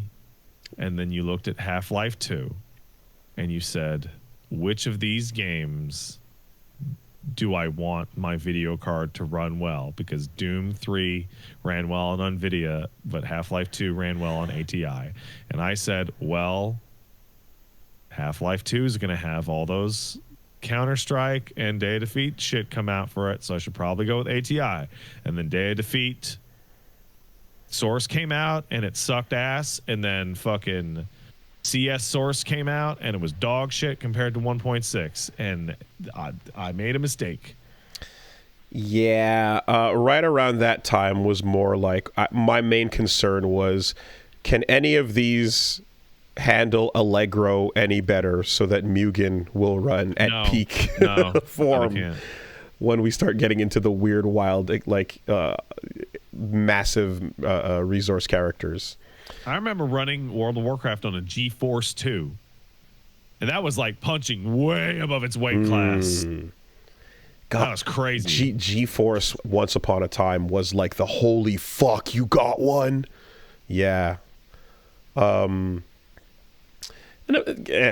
Anyway. Back to what really matters. Yes. Virtua Fighter 5 Revo is out, and the online play is about on par with the beta, which is pretty good. Has some hiccups. It really, really doesn't like it when your frame rate drops. If your frame rate drops below a lock 60 at any point, you start to get skipping and desyncs and shit like that. Though the desyncs have been cleaned up. Are there connection settings for like? Yes. For absolutely, yeah, you can do rollback frames you can do rollback from balanced performance or quality, but you can also manually change it from 0 to 10 frames of rollback. Yeah. Okay. Though I would not recommend 10 frames of rollback. And can you also change the frame rate of the game in the settings? No. Okay. Yeah, I wouldn't imagine. The frame rate is 60. If it's not 60, the game don't work. That would be extremely weird given online and make it very complicated. So I did a big stream yesterday, ran a bunch of tournaments. That tournament functionality still works great. Nice. Game's great. Game's Virtua Fighter. It's Virtua Fighter. That means it's great. It's good. Weird that I actually have a lot to talk about with Virtua Fighter. It's good. Well, did I see that there were costumes? There were new. No, there's like 30th anniversary like bathing suit costumes, but like whatever. Though the Yakuza and Tekken costumes are also there. Okay, but those are all really old, actually. The Yakuza costumes are old. Those are from like 2018 or something. But they're quite old. I didn't realize that. Okay. I thought they dropped some new shit. All right, fair enough. Cool. No, this is a re-release of a classic game with working online. Though I will say there is something that is a little disappointing, and you get to see it with people that don't know how fighting games work and why rollback is so important. So the open beta for VF5 Revo was free. Right, anybody could play it, and I messed around with the rollback, and I found that the rollback in the final retail release is somewhat improved from the open beta. Mainly the desyncs resync more consistently.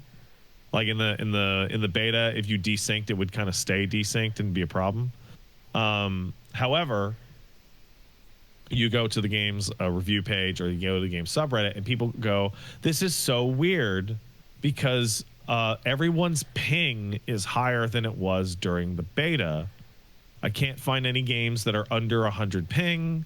I'm in Europe and it's Monday, yada, yada. And the difference is that they are playing a paid game right now instead of an open beta. So the matches that they are pulling from are farther away because there's less people. Yeah.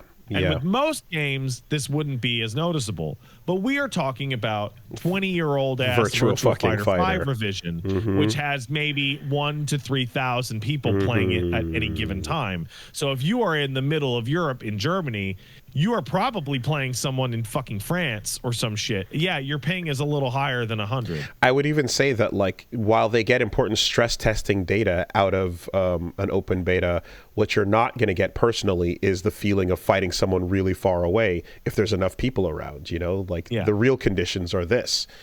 So I ran some tournaments, and that included people from, like, as far away as Norway. And people that were in, like, Eastern Europe, like, okay, yeah, it was getting a little dicey at some parts. But, like, overall, I would say that the rollback is about on equivalent of, like, Tekken. Okay. Any Japan? Not Street Fighter 6s. Oh, God, is it not Street Fighter 6s?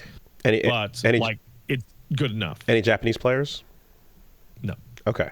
So, and that actually is, so my other question, I'm curious, for you personally now, aside from, you know, so it's funny, like naming people, like naming it Getting Out, but like, oh, you're getting them in. You're getting them in. No. They're getting out of fighting games because Virtua Fighter is out. You don't need to play fighting games, the plural, anymore. You just need game. There's only Virtua Fighter now. Understood. I should mention that I changed the meaning of the title of that section based on my vibe for the day. I see. So if I'm really good at the fighting game in question, it's to beat people out of fighting games. If I'm really bad at the fighting game in question, it's me being a sourpuss like crybaby, and I'm getting out of fighting games. And if Virtua Fighter is out, then it's about getting out of other fighting games to get into Virtua Fighter. Okay. All right. There's a flexibility to that. Understood. Didn't you mean this? No, stupid. I obviously meant this other thing that I didn't. I lied. Idiot. It's called an option select. That is, in fact, an option select. Something that you should learn once you're in fighting games, but once you get out, you don't need to use it anymore. I am fuzzy guarding the title of my program. What did you find was the skill level like for your matches online with just, you know, 0 ranked? or 10. Yeah. Okay. Absolutely. No in between. This has a bell curve of 2 points, which is brand new player who will not rematch you.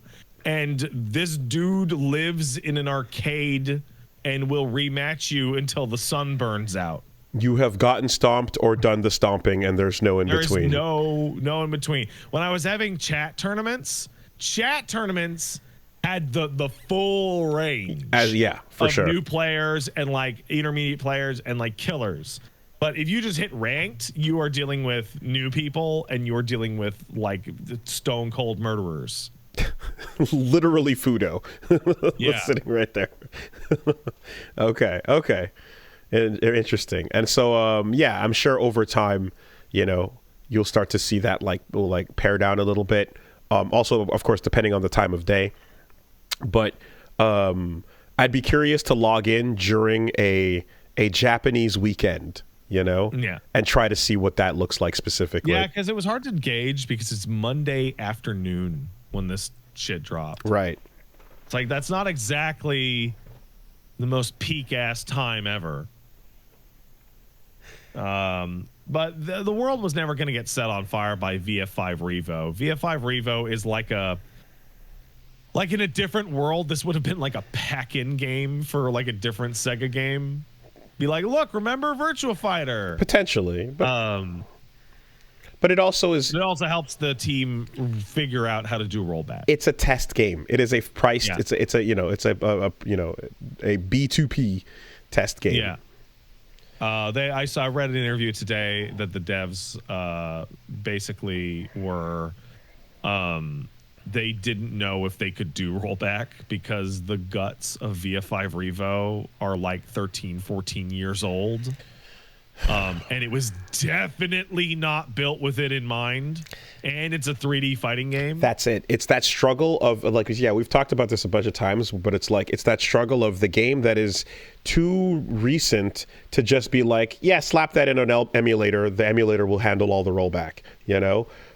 Anything that's like, yeah, more that's 3D and like from like, yeah, the last 10 or so where you're like, oh, you've got to go back in and implement this in a much more difficult way. Like the source code for VF5 was built with no online functionality or care at all back in the aughts.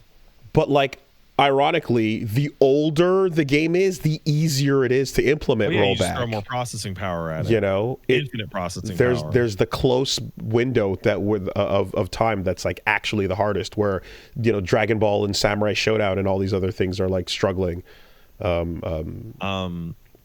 I may be reading between the lines slightly on the interview, but they said that basically if they couldn't get rollback working for VF5 Revo, they feel like they shouldn't have even made it at all.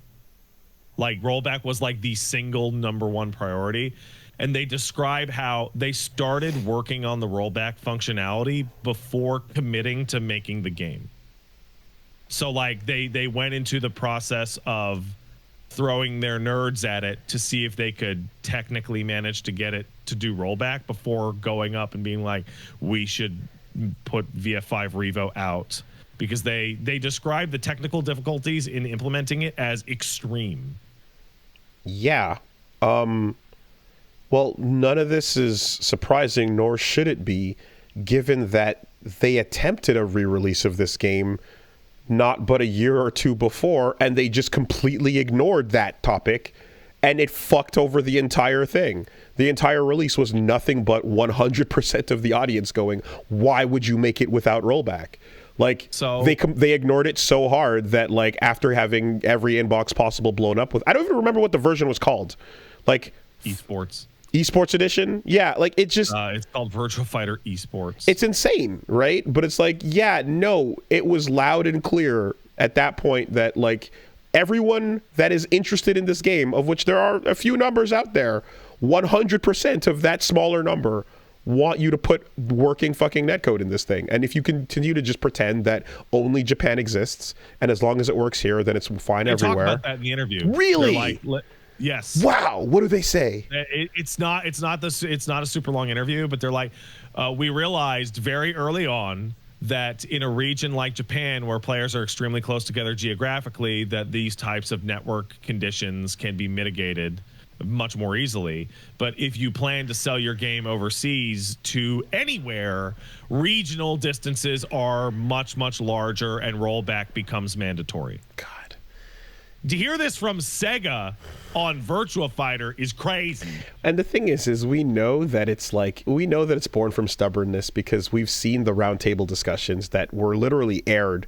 We've seen the fact that a bunch of different creators in the genre get together and they talk about what's going on. They talk about technology. They talk about stuff. And the last 2 or 3 roundtables, the chat's just exploding with one word. And we're just going to pretend we're not seeing it. We're just going to move forward. But it's like, we know at this point that, like, Namco's working with, they have some people in the West that know how to use rollback. We know that SNK is working with some of them. And, like, each studio that doesn't, it's just like, it's out of your own stubbornness at that point, you know? So, yeah, feel the fucking heat of making a release, having it eat shit, and then, hey, send the plate back. Is basically what the community did. They sent it back, and the chef fucking fixed it, and now here we go. Thank you. So I'm gonna step outside of the interviews and whatnot for Virtua Fighter, and I feel like I can put a couple pieces together. Virtua Fighter Esports, or Virtua Fighter Ultimate Showdown / US Racist Netcode Edition. Dismal failure. Like, that was supposed to be, yeah, Virtua Fighter's back, and, like, complete dismal failure. I feel like the sequence of events is that game eats shit. Guy on RGG goes, give me that shit, and then asks the technical team if they can make rollback work for Virtua Fighter 5. Yes, we can. Start work on VF5 Revo. Hey guys, we have a team in place that can do Virtua Fighter 6. Give us Virtua Fighter. In fact, I believe that, and I'll even add a step in between 1 and 2. Fucking Esports Edition eats shit, and likely they go internally, well, guess everyone hates Virtua Fighter. then not me. Then not me. RGG guy steps in and does it. Yeah, because it's like, well, by the numbers, aren't you guys already making 3 games? And they're like, whatever.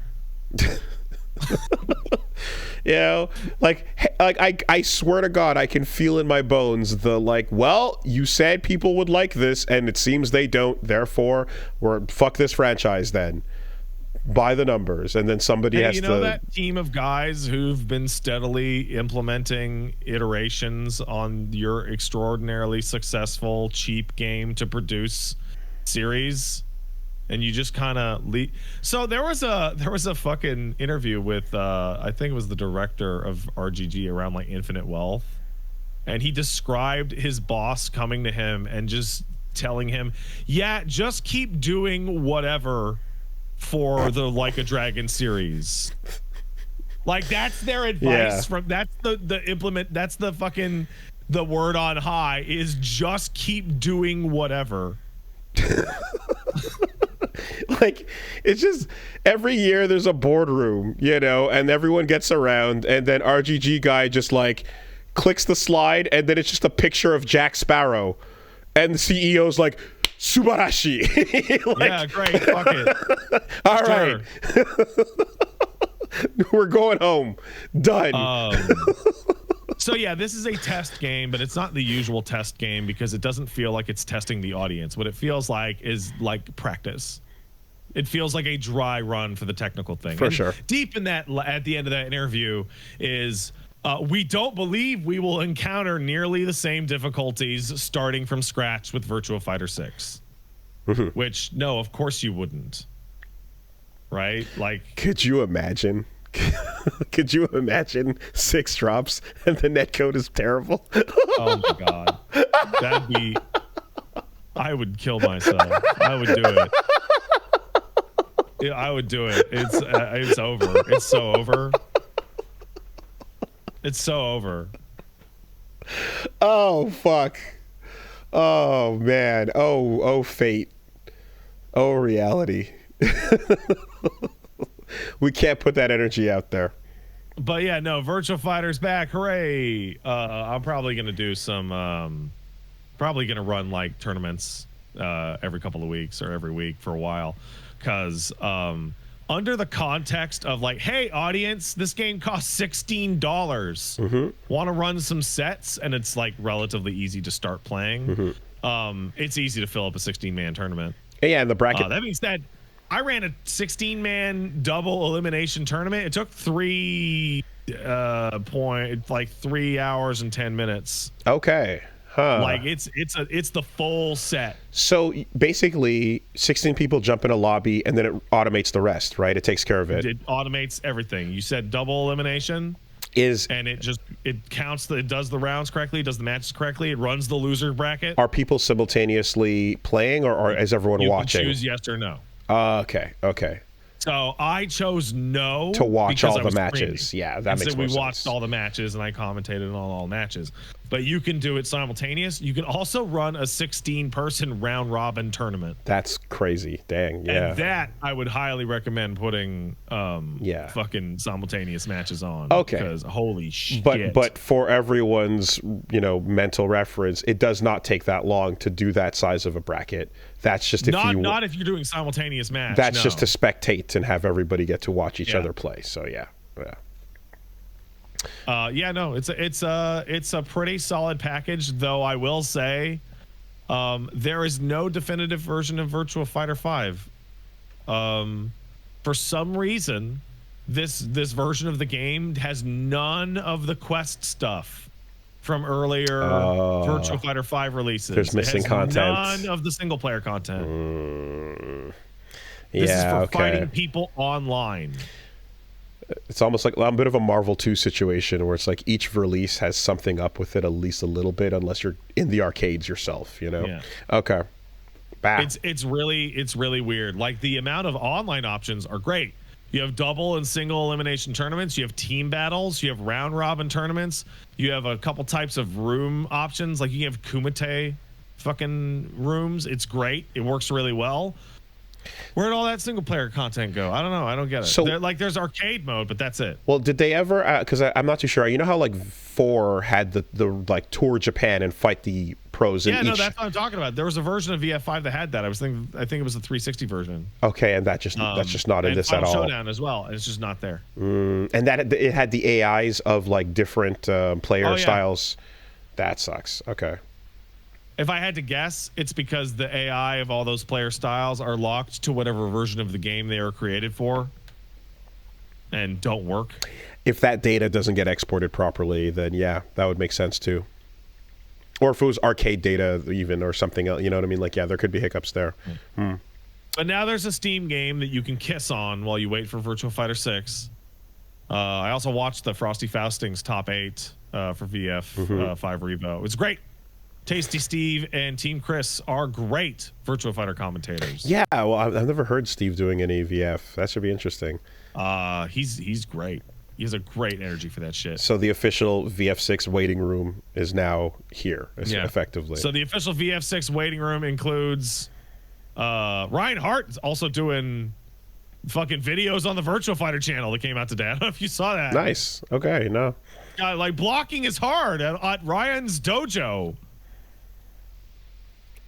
And also, Ryan Hart is like turning into Leroy. Have you seen him? I saw him last Evo, but okay, because he's got like the salt and pepper shit going, and he looks great. Can I also improve my Virtua Fighter 6 game by watching a Jackie Chan movie? You can. Absolutely. So this is just like a really like a minor detail, but the VF6 development like preview, the fucking like the bull shot, slice, the bull shot that they gave to the higher ups is based off of, I don't remember what movie it is, but it's based off of the second fight between Jackie Chan and Benny the Jet. God, and it's just like a shot for shot remake. Anytime you see defensive stuff happening way too like deliberately in that way, it's like, come on, guys, don't do this. And what's dumb is that the actual real gameplay they did show in the reveal is great. Looks super cool. It's way faster. But just, you didn't have to do this thing and then confuse people, and it's fucking bullshot stuff, man. And enough. See, that was not for, like, that one didn't really feel like it was for the audience. That was Nvidia's technical demonstration, right? Because that's where it got showed. It got showed at Nvidia's conference. Okay, to an audience of people that have no idea. Because it was supposed to look pretty. Sure. And that was described as like the pre-development visualization, which is, I believe, code for this is the thing the RGG team put together to show their boss to give them the okay to keep making Virtua Fighter. Previs typically can be a pitch, or it can be a vertical slice, but like you could, or previs, no, not a vertical slice. Like previs is going to be like, the image that is that you take and then you start actually coding around, what you got there. But so the real question is, like, when are we going to see more Virtua Fighter? Because they haven't actually shown off like any extended gameplay of the real game yet. I don't think it'll be at Evo. It will. I think it might be around that time, I think it will be, perhaps behind closed doors, But like, I mean, the front facing, hey everybody look at Virtua Fighter, because the thing that they did with the VF Direct feels like they're gonna have their own like dedicated little like shows where they're gonna come out of nowhere going, tomorrow 40 minutes of Virtua Fighter, and they'll have the CEO of Sega come up and be like, I love Virtua Fighter, and give a thumbs up and all that shit.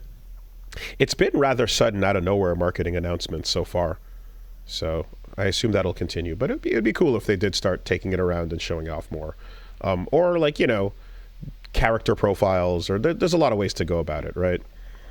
Playing through the VF5 Revo with a bunch of people and just looking at that cast, and I'm like, you know what I'm looking at? I'm looking at a cast that is just going to be replaced, like almost spiritually to the character. Like, I wonder. See, the thing is I feel like Virtua Fighter is not at the level where you can drop like one character as a reveal and have it be like the huge pop. You got to do a couple of things. So I feel like each trailer might show off a group, And with each group, you want to have a couple returning and some new shit, right?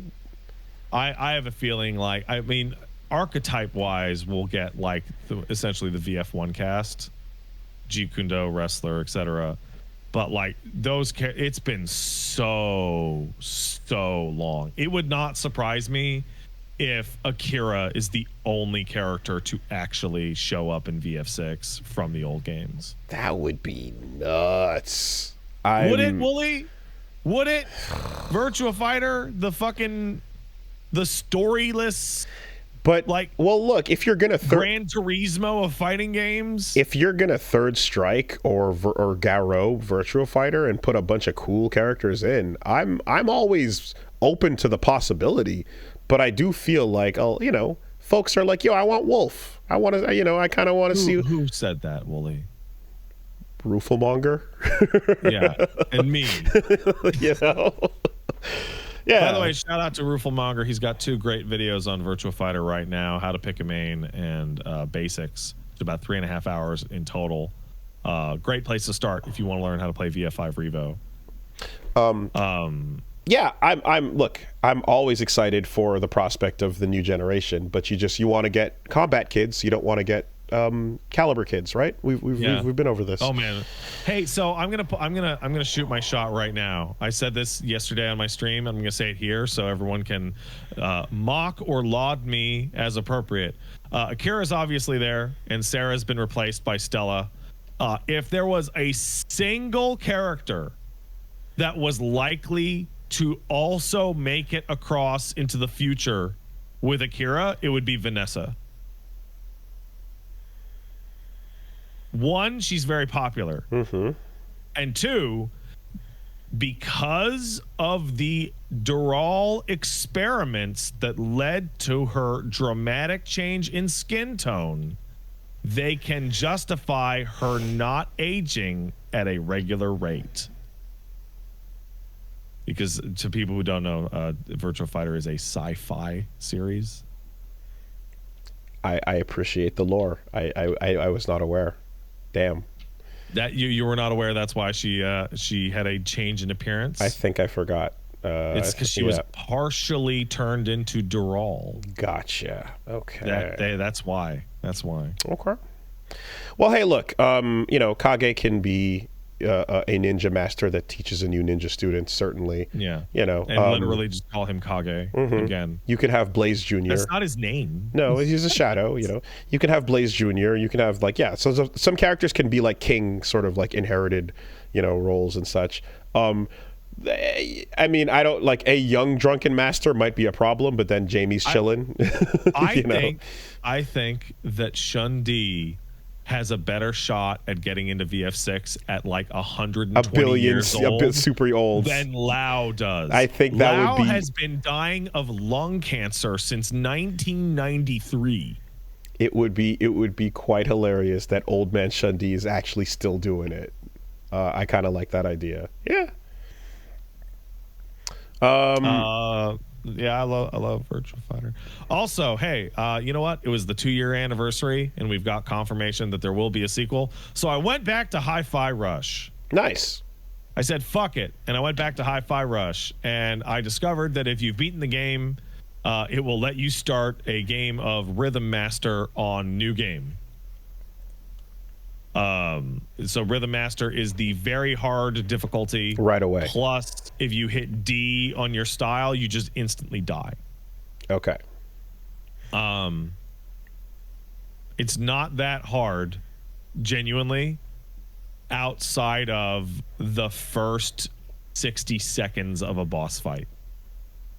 The first 60 seconds of a boss fight, you have to get in there and start doing it within 1 second of gaining the controls, or you just die. Style or die is pretty cool. Okay.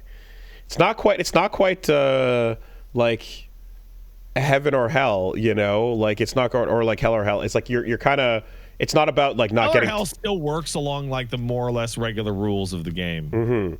But also, it's weird. Hell or hell is easier than heaven or hell. Do because you know that? Because it's one touch both ways. Yeah. Yeah. No. Hell or hell I find easier than Heaven or Hell. Heaven or Hell, everything is one touch both ways. Hell or Hell is one touch, but only for you, but it gives you 3 tries. So you can fuck up. So like there are certain bosses on Hell or Hell that are much easier on Hell or Hell than Heaven or Hell, because they're just so much more aggressive and they can tag you instantly. But in this case, like not beyond getting touched, like not being stylish enough, and it's over. So like the very first boss, like QA 1 million, it's like unless you immediately dash forward and start comboing his chest after dodging the very first swipe, you will just instantly die right away, because the combo counter just starts to tick down. What does Corsica's fight look like? Don't know. I'll let you know when I get there. Okay. I did the first 2 levels and was like, oh yeah, this is manageable. Though I assume it's going to become considerably less manageable once I have to start dealing with those fucking samurais with the parries. And you have full kit, like, immediately, of course. No, dude. When I said I started Rhythm Master on new game. Oh, my mistake. Okay. I am streaming the hardest version of Hi-Fi Rush that exists. And you don't have the full kit. Yeah. There is no moves unlocked. Gotcha. Okay. Yeah, it's tough, but like it's not nearly what I expected. And then once I'm done with that, I can try BPM mode, which is so for real. Did you spend any time with BPM mode? No. So BPM mode is like the tower, like, you know, the Bloody Palace. But as you go up the tower, the songs start to change and they start to get higher BPM. Oh. So the game starts to go turbo, and then it starts to go turbo. Nice. But you still have to keep up the rhythm. Yeah. It's crazy. No, that definitely deserves another look before whatever sequel starts coming around. Oh my God. This dog's so deformed. Aside from that, I don't know, not a whole lot. You can check out my stupid channel over at twitch.tv/PatStaresAt. Gonna be playing more Metal Gear this week, and more Hi-Fi Rush. Oh, people remind, Ninja Gaiden Black came out of nowhere. Yeah, there's some news for you. So that's technically docket. So yeah, the Ninja Gaiden Black 2, pretty fun. Should run better. It should run better. So Ninja Gaiden is a weird, complete like knowledge like vacuum for me. I've only Really? I did QA on Sigma Black, like for like a couple, for like, you know, for not long, like basically like 2 or 3 days tops. I don't know much else. Why this specific release? All right, so let's go through it.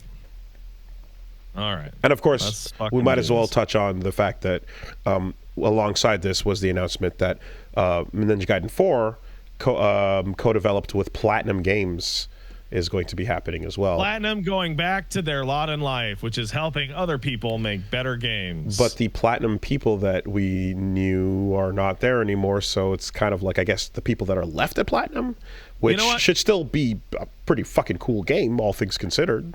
Let's be right back for 30 seconds so I can get a caffeine and power through this explanation, because it's going to use some words. BRB.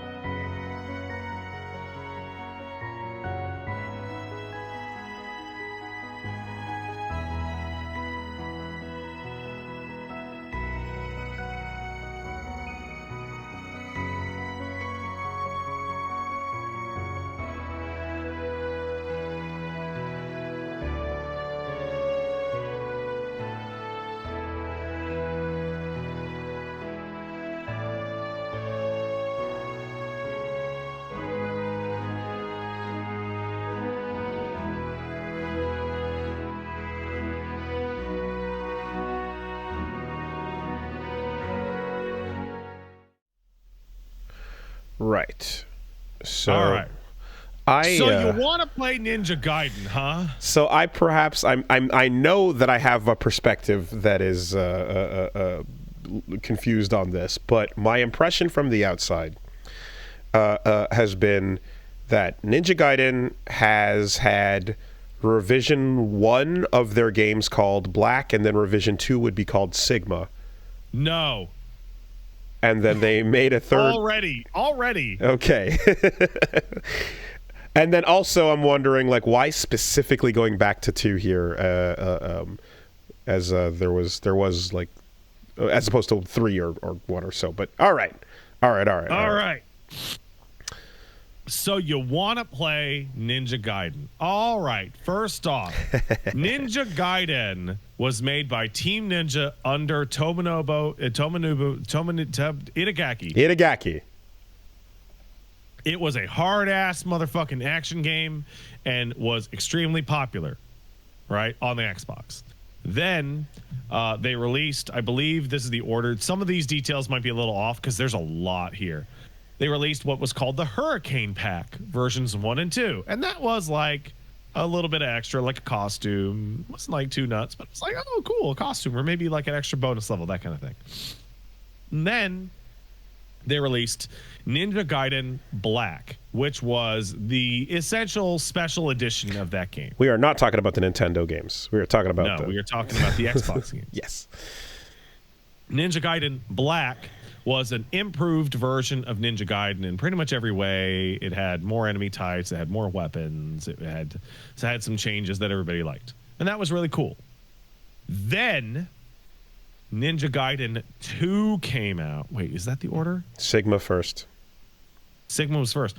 Then Ninja Gaiden Sigma came out, which was the PS3 version of that game, which had the dual sword weapons, but it was built off like a different version of the game because it was PS3. So I believe it had other issues that, like, not as many enemies on screen. It also had balance changes that were like just generally unpopular. So like if you wanted to play Ninja Gaiden, I would recommend you play Ninja Gaiden Black. Problem with Ninja Gaiden Black is that Ninja Gaiden Black only exists on the original Xbox. So,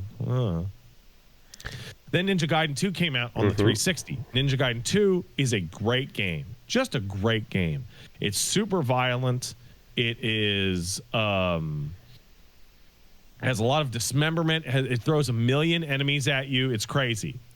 Then later, when it got ported, Ninja Gaiden 2 became Ninja Gaiden Sigma, which included new bosses. Sigma 2. As well as Ninja Gaiden Sigma 2. Yeah. I'm sorry. This is But that's the point. This is the point. You're fucking it up now, even in the recap. Ninja Gaiden Sigma 2. Yes. Which included new bosses and weapons. It also ruined the game's progression, and all of the new bosses were terrible. And it included new alternate character stories like Rachel and Ayane's, which are terrible. So the update to 2 fucked it up. And here's where it really matters. It decreased the amount of enemies that you would fight at one time and didn't have any gore. Gotcha. Hence why we need 2 Black now to go back and fix that bad update. Well, then we get then we get 3. Ninja Gaiden 3, which was made without Itagaki, and it sucks. It's not good. And it includes like weird scenes, like a soldier like begging for his life before Ryu kills him, and it's very like feel bad about the edge and all that. It's terrible. And then Ninja Gaiden 3 Razor's Edge came out. Yes. And Razor's Edge removes a bunch of that shit and puts a lot of more classic controls back in, and it's better, but it's not 1 or 2. It's definitely not 1 or 2.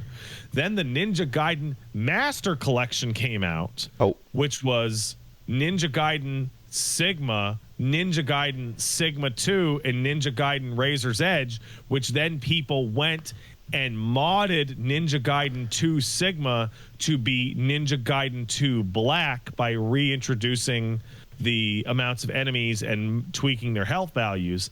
And now we just sleeping on Yaiba? Ninja Gaiden Z? We sure are. Along the way, somebody points out there was a game called Ninja Gaiden Sigma 2 Plus. I don't know where that came out. I know it has more costumes. Whatever. But now we are at Ninja Gaiden 2 Black, which is how I accidentally said it when I started streaming it, which was humorous to me. Ninja Gaiden 2 Black is still Sigma. It's still Ninja Gaiden 2 Sigma, which people don't like. And the reason why they keep reusing Sigma, even though people don't like Sigma as much as the original, is because they have lost the original.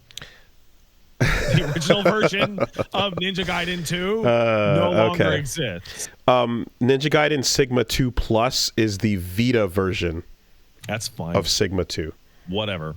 So Ninja Gaiden 2 Black is still Sigma, but they have toned down the health values of a lot of the more troublesome enemies on Sigma to more black levels. And then they have added more weapons, but they've removed some of the costumes that were added by Sigma and Sigma Master and Sigma 2 Plus. And they have removed 2 of the new shitty bosses, but left 1 in, but changed its name for some reason. And now it runs in Unreal 5. And also, if we're going to mention a Vita version of the game, we'd be remiss to not mention Ninja Gaiden Dragon Sword.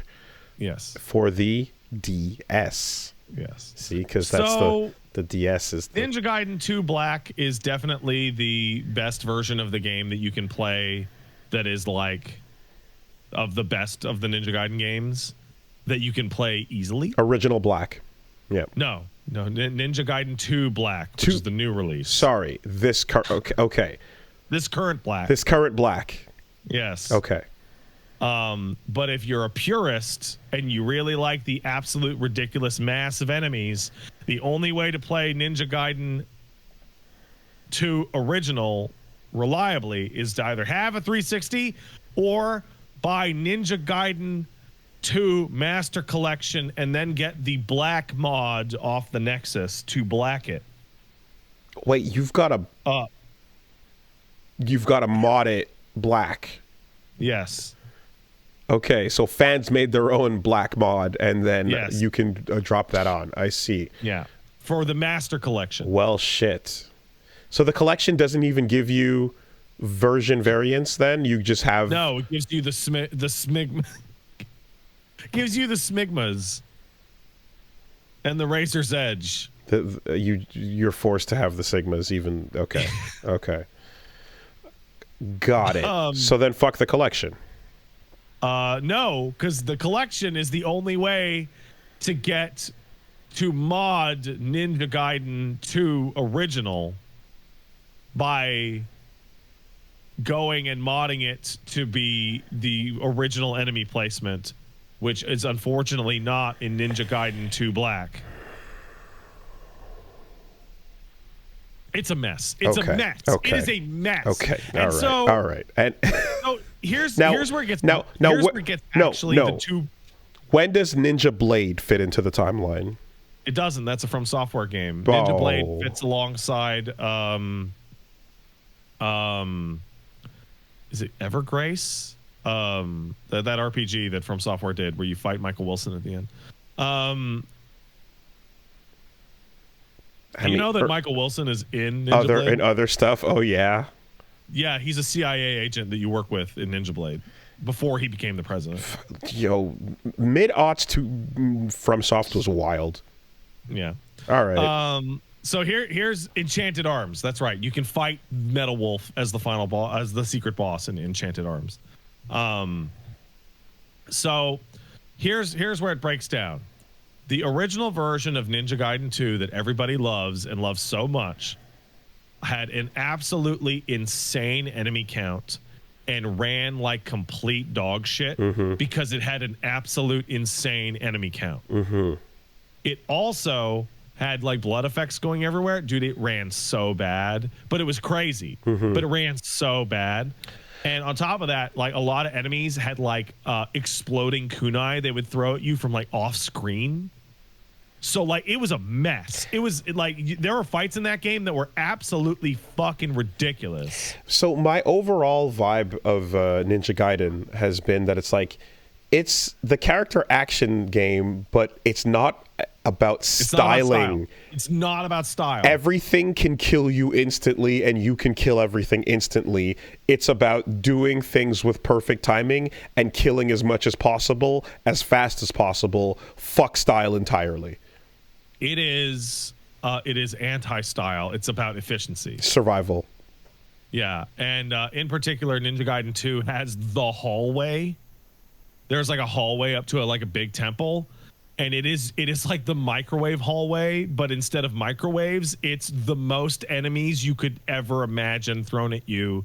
It's like a Dynasty Warriors amount of enemies thrown at you with a character action toolkit. But they're all real. Right. Okay. It is fucking bananas. So when Sigma toned that down to be like a regular game, they then increased enemy health, which made the player feel a lot less powerful, which is why people don't jive with Sigma. Okay. Like Sigma is a less idiosyncratic but overall better game.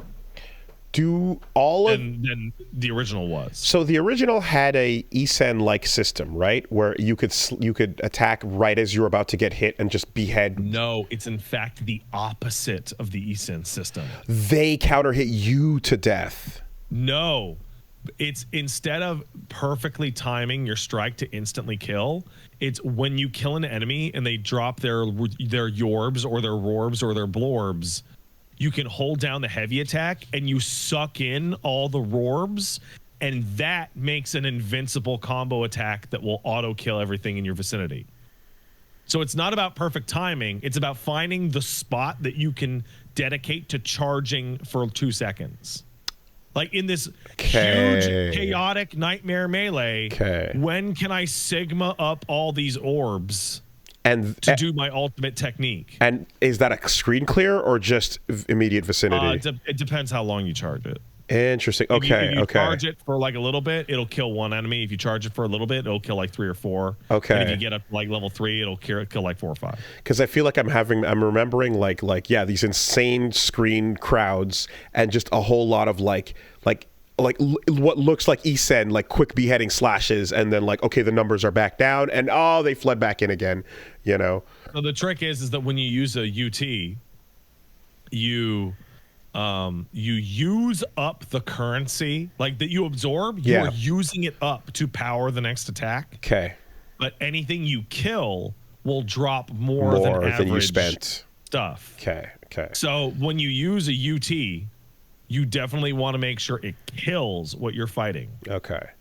And then it seemed like boss fights, however, are much more in line with, character action boss fights. Like you're going through the phases and wailing on them. Absolutely. Yeah. The Ninja Gaiden, the boss fights are not great, and some of those boss fights are like viciously terrible. In Ninja Gaiden 2 original, I don't know if they ever changed this.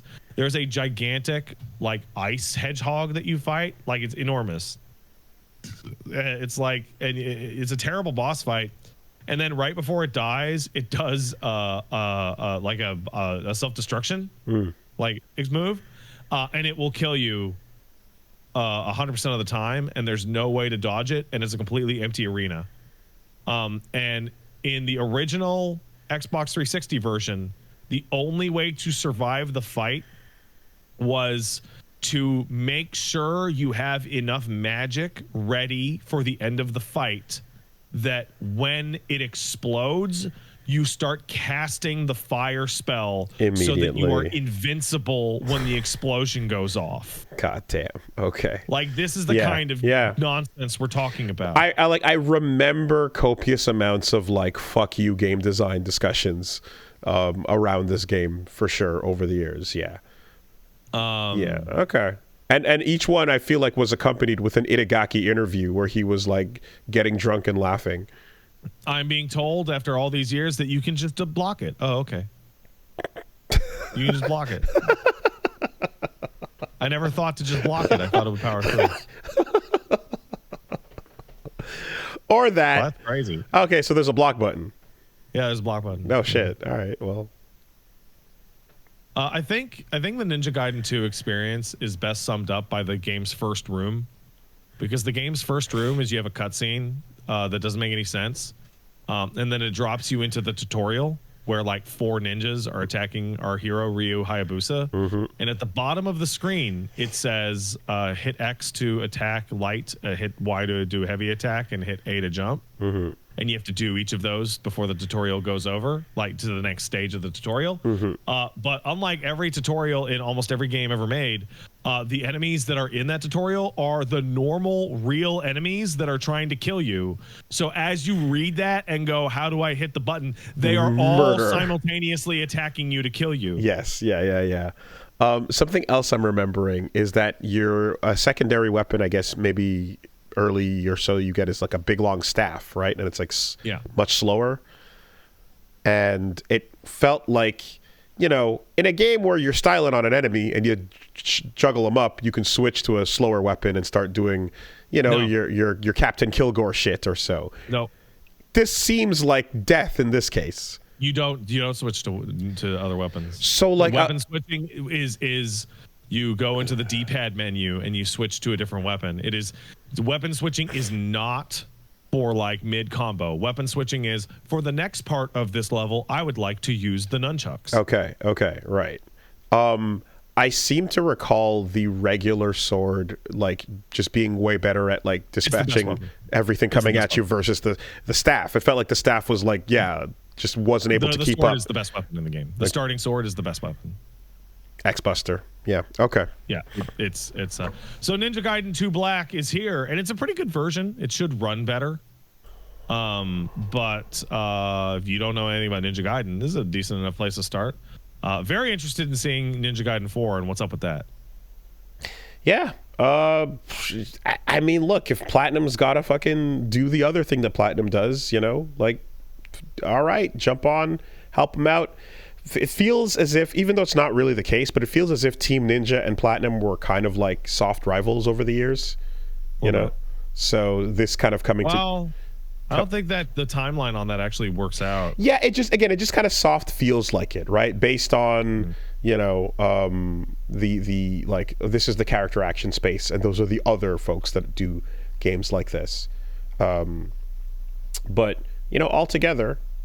Let's like for somebody like you who has like not really fucked with the Ninja Gaiden series, pick up 2 Black.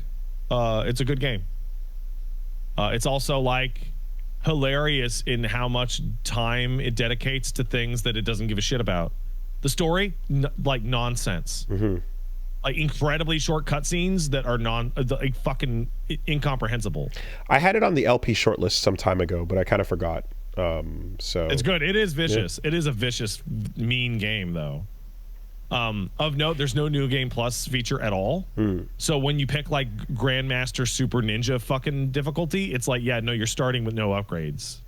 Fucking earn them. It's ridiculous. But yeah, I just like that overall thing of like there is no style, just kill and go. Don't die. Is a different appeal there. Well, as somebody who played all of these games to some degree, because there would always be this like fucking web forum thing of like, man, look at all this cool shit I can do as Dante in Devil May Cry. I can do all these crazy moves. Can you do those moves in Ninja Gaiden? What does Ninja Gaiden have? And the answer is it has enemies that fight back. Right. Ninja Gaiden enemies are trying to kill you. A lot, like very much. They're really fucking aggressive. And the I'm not going to sugarcoat it. XY XXY. whatever that means. That's the Azuna drop command. Ah. Well, damn. I mean, in Dead or Alive proper, it works every time. Yeah, fucking Hayabusa's the shit.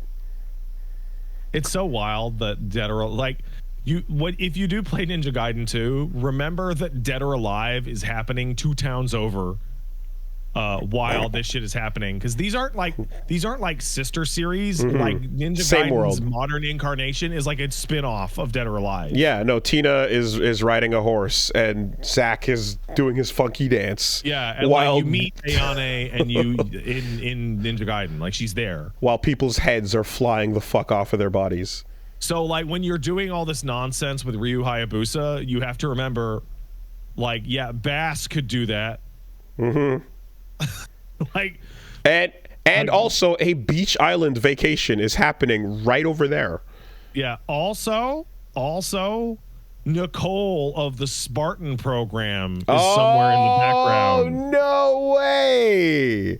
Get the fuck out! Somewhere out there. Oh. Somewhere out there. God damn you it! gotta remember that in the future of Dead or Alive, even the Super Ninja Ryu Hayabusa cannot stand to the might of the Covenant. Spartan 9-1 whatever is actually in Ninja Gaiden. No, she's not. But the universe is the same. Therefore, Yes. Okay. All right. Right. does exist somewhere. Canonically in there. Yeah. They never brought Ein over into those games though, did they? The other ninja. You mean Hayate? Yes. Well, Hayate is Kasumi's brother, which means he's also Ayane's brother. And Ayane is in Ninja Gaiden. So it could. So he's somewhere. Okay. He's the Hayabusa village's other male ninja. Because I always thought Ein was cool. Yeah. When they changed him to Hayate, I'm like, I actually much prefer the I like Ein way better. Ein was way better. That's why I still call him Ein, because I'm like, yeah, then the ninja one, but you know, the fucking the big hits. Yeah, Ein was sick. Exactly that. And energy. then there's also, and I made this mistake, in Ninja Gaiden, you also find Ryu Hayabusa's dad, Joe Hayabusa. From the old series. No, that's what I thought. No, Joe is, it's always been Ryu Hayabusa, and Joe has always been his dad. Joe Hayabusa is a reference to Joe Musashi, the main character of Shinobi. Oh, old Genesis. He had a dog. Yeah, and then Big Scarf later. Wow. That's a tie-in. That's crazy, but it's not like officially. It's just like, okay, there's a lot of ninjas running around named Joe. Yeah, okay. And it's not J-O. It's J-O-E. J-O-E. Like an American. Yeah, that's interesting. I wonder if it's like Danny Hayabusa or some But that sounds like a one-sided reference, right? Because Shinobi came back out, relaunched itself with the super long scarf, and then kind of went its own way. And I will say that, like, stylistically, Shinobi is like, that's wallpaper shit, you know? Yeah. It's rad as hell with the big red scarf, like you're flailing in the along the wall when you run and shit like that. Interesting. That being said, I have to say, like, Ninja Gaiden, the modern Ninja Gaiden, is one of the best 3D-ifications of like an ancient NES game, because like when you think about original Ninja Gaiden on the NES, you're not styling. It's fucking hard, but you're surviving. But it's bullshit hard because the screen scroll enemy fucking spawn shit.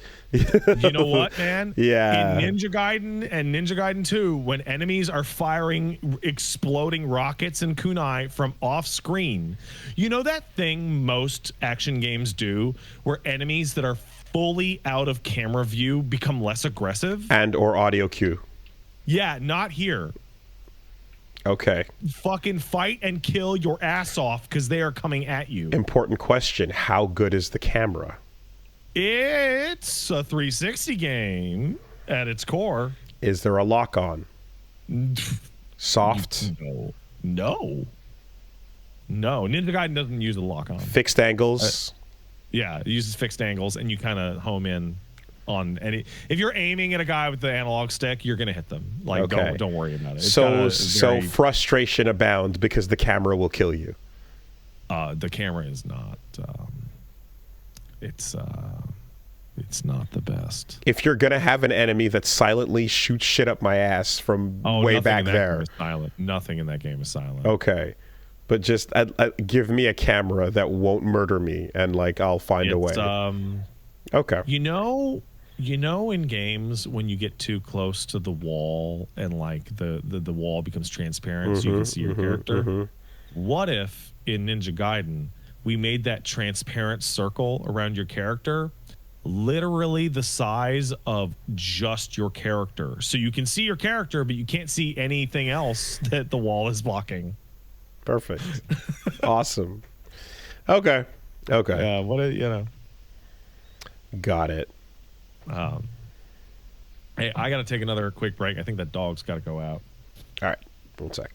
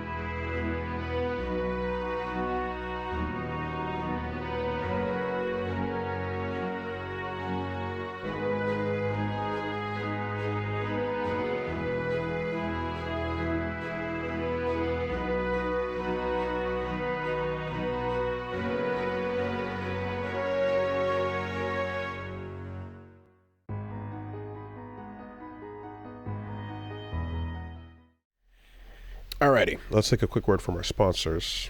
I love you, sponsors. This week, the podcast is brought to you by Shopify. And cha-ching is the sound of a sale on Shopify. That is the all-in-one commerce platform for taking your business. If you've got an idea of something you want to sell, you want to set up a shop, they can help you make that dream a reality. And follow you from your first to your millionth sale, from before you know what you're doing to getting things popping off. Whatever your level your business is at, Shopify helps you with the opening and follow through. So, in particular, online, there's a lot of factors to consider when you're getting into, something like making a T-shirt, for example, or any other items that you want to ship and sell. You want to figure out how to integrate that into, if you've got a YouTube page, if you've got a Twitch channel, if you've got a bunch of different sites and places where you want people to be able to see what you're trying to sell and integrate it into that. Shopify can help you with that stuff with all the social media tools as well. I've mentioned before that, the shop app allows you to link together anything I've ordered through that and keep track of it. So I know that's a real convenient thing to use. And that is a real handy thing that you can have your shop integrate with as well. And you've got an award-winning tech support as well over the years. If you've got any metrics you want to track, they are there for you from the beginning all the way through. I'll tell you that our ability to figure out how to go from talking into a recording device and barely getting it out to you to getting a T-shirt or getting a pin, anything like that, shipped around worldwide, tracking how the shipping occurs and where it's going, how fast, the costs, all those different things. Shopify is there to smooth out the process and make it as easy and as simple as possible. So, established in 2025 does have a nice ring to it, doesn't it? You can sign up for your $1 per month trial at shopify.com/superbeast, all lowercase. Go to shopify.com/superbeast to start selling with Shopify today. One more time, that's shopify.com/superbeast. Thank you, Shopify. Thanks, Shopify. Excuse me. Agua. This podcast is also brought to you by Rocket Money. And that is the very simple service that allows you to keep track of any predatory, weird, forgotten subscriptions, things that are hidden, things that are crawling around like a critter in your house. Subscriptions these days are basically designed to be forgotten. The digital age we find ourselves in now is one where annoying you and forcing you to sign up for things and then hoping that you forget that rebill is on is the entire way that some businesses are operating. I've described many a time that one of the most egregious I was able to find, after not knowing I had this my payment info attached, was an unsubscription process where the app forced you to go to a website. From the website, you had to request to unsubscribe and to disconnect your payment info. And then from the website, it said, we're going to send you an email. And that email has a 5-minute window for you to access the ability to remove your information. Absolute clown shoes levels of frustration that if you're somebody who's like, I'm annoyed and I don't want to deal with this shit, then you're like, yeah, exactly. So then keep paying us, idiot, right? Services like that are the worst. And basically what you can do very simply with Rocket Money is see right away, bam, that's connected. This is what's charging you for this much every month.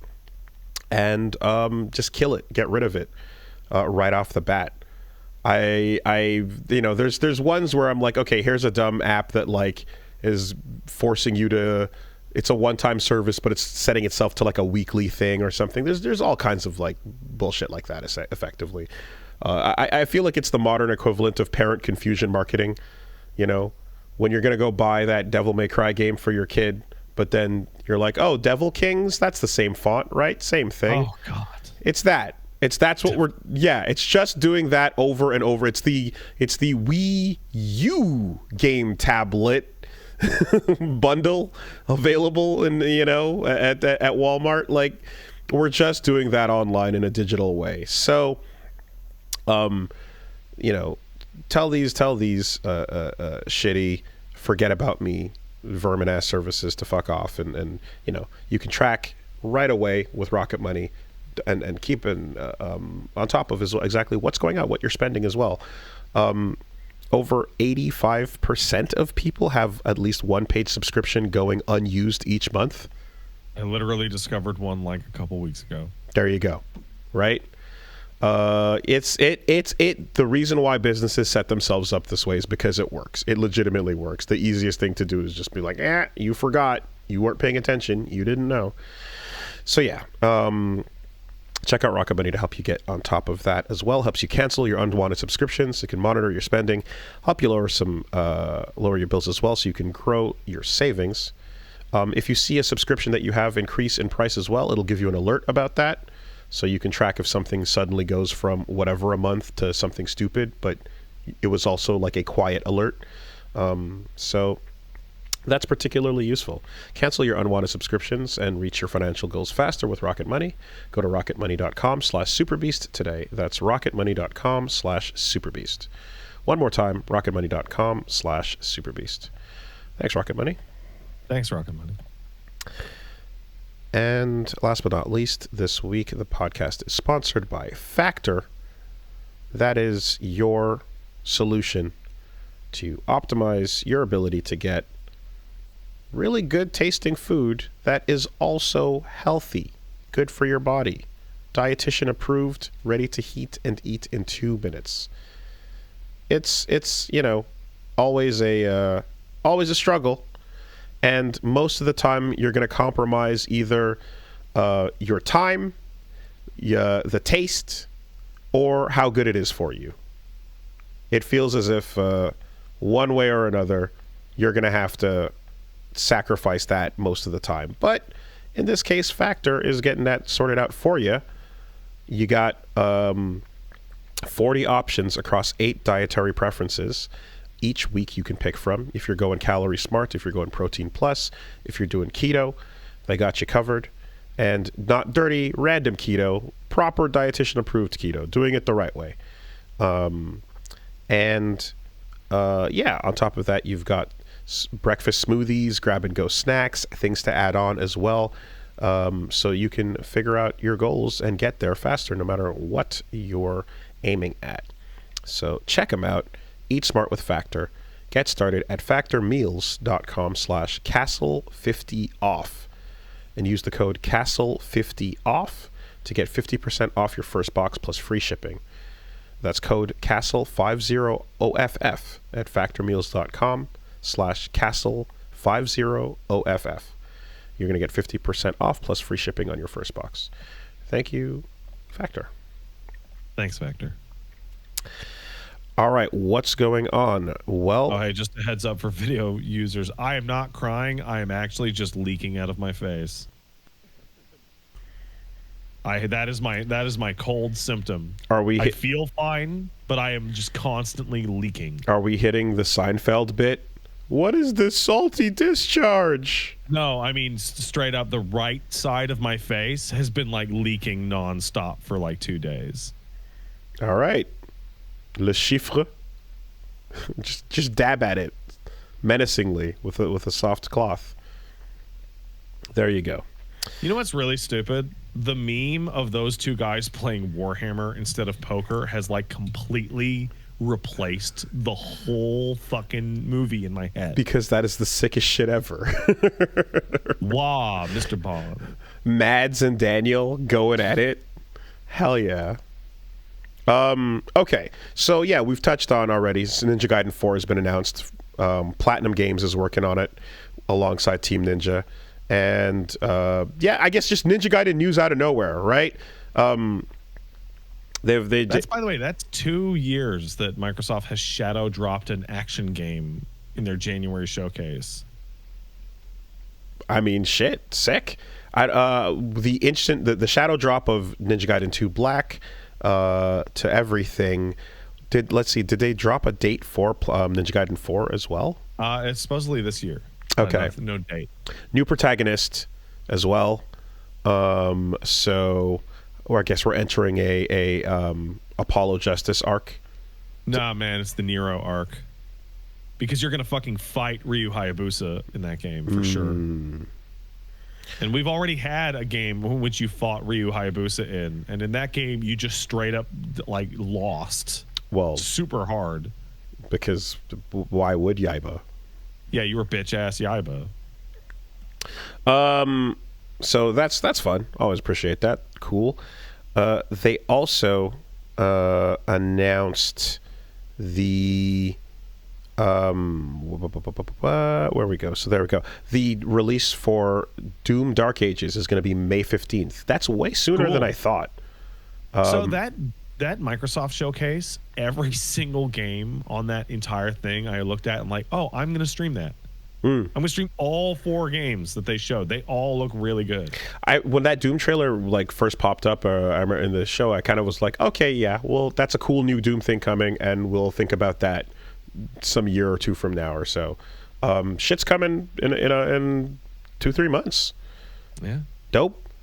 I really hope that the big blade shield is like it looks cool. An essential part of the kit. You know, I hope that you have to switch back to it constantly because it looks really, really cool. Yeah. Doom Dark Ages. We got an update. Clair Obscur Expedition 33 is coming out. Even before that is in April. On the 24th. That game looks great. That game looks great. Looks fucking cool. Very, very excited to see what that's going to be like. And I believe as well we got a drop that it's going to be $50. $50. It's going to be at a reduced price as well. Extremely respectable, very commendable, very cool, awesome looking game. Yeah, go take a peep if you haven't already. If you have any part of you that is afraid of, well, not just mimes or clowns, but France as a whole, be warned, it's the Frenchest shit you've ever seen. We saw a quick trademark for Skies of Arcadia, Eternal Arcadia, by Sega Japan. By the way, before we move off of those Microsoft games, South of Midnight, is that the Bayou game? Ooh, because that was also shown there and it looks great. South of Midnight. And the other thing that I need to genuinely, one of the weirdest takeaways from that Xbox show was this was right after we talked about Corpo Math and how Sony threw away its entire first party lineup. And then at the end of this Xbox thing, it's like, oh, I'm really happy for PlayStation owners that they will be able to play every single one of these Xbox games on their PlayStation over the next 6 months. Yes. So alongside this, Phil Spencer basically did an interview where people were asking about like their views on multi-platform, and he's basically like, yeah, we are going at it differently. Everything can be on whatever. We're not going to be doing lockdown exclusivity on our titles going forward. And I feel like we've seen a couple other stories like this, you know, at the beginning of the last generation as well, of just kind of like, hey, we want to push towards a more platform agnostic future. Yeah. But I don't think Sony or Nintendo will ever bite. That really doesn't work when your other two competitors are like, thanks for the games, idiot. I mean, one thing's for sure, right? One thing that has happened that's kind of, I guess, unexpected is that PC has become a neutral ground, right? Yeah, you can even play Nintendo games on it. PC has become neutral territory, and everyone is pretty much like, okay, you know, they're not a threat.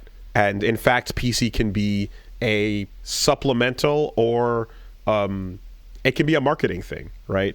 In some of the way that Sony uses it. But Yeah, as far as Xbox is concerned, they're like, yeah, we don't want to do, temporary exclusivity with our titles. Because that's why we got that Game Pass. I don't know if we ever covered it, but there was that that data that came out that if your game is on Game Pass, you're going to see an 80% reduced rate of direct sales. And the math on it was, I saw some interviews with indies where they're like, we try and get on Game Pass, and if we can't get the confirmation that we're going to be on Game Pass, we don't bother making it for the Xbox at all. Interesting. Because because people will go, is it on Game Pass? Nope. But correct me if I'm wrong, though, right?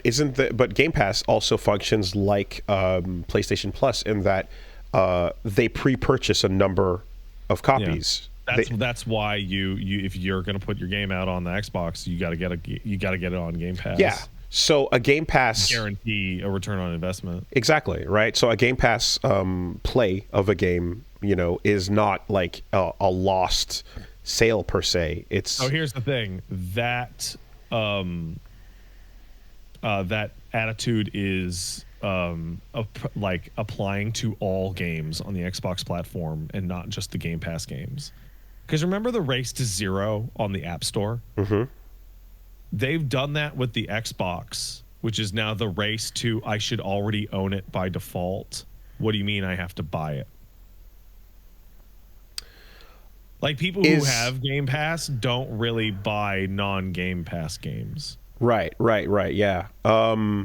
And in the case of, at least the way, when we were looking at the way, Epic Game Store was handling exclusives, right? They were also going out to indies that were, they had no shipping plan beyond just, like, I guess Steam or so, and being like, yo, hey, Hades, hey, Darkest Dungeon, whoever, like, how about you put that shit over here for that, period of time or whatever. And then, like, we will straight up give you more sales, or we'll buy copies at at a set rate. We'll just give money into your pocket that are, higher than you potentially would have made in the discovery phase of your game early on, So yeah, it's we would have to obviously, I think when SNK came out and started talking about it more transparently, people were able to figure out a little bit more about how those Game Pass how those EGS exclusive deals worked. But with Game Pass here, I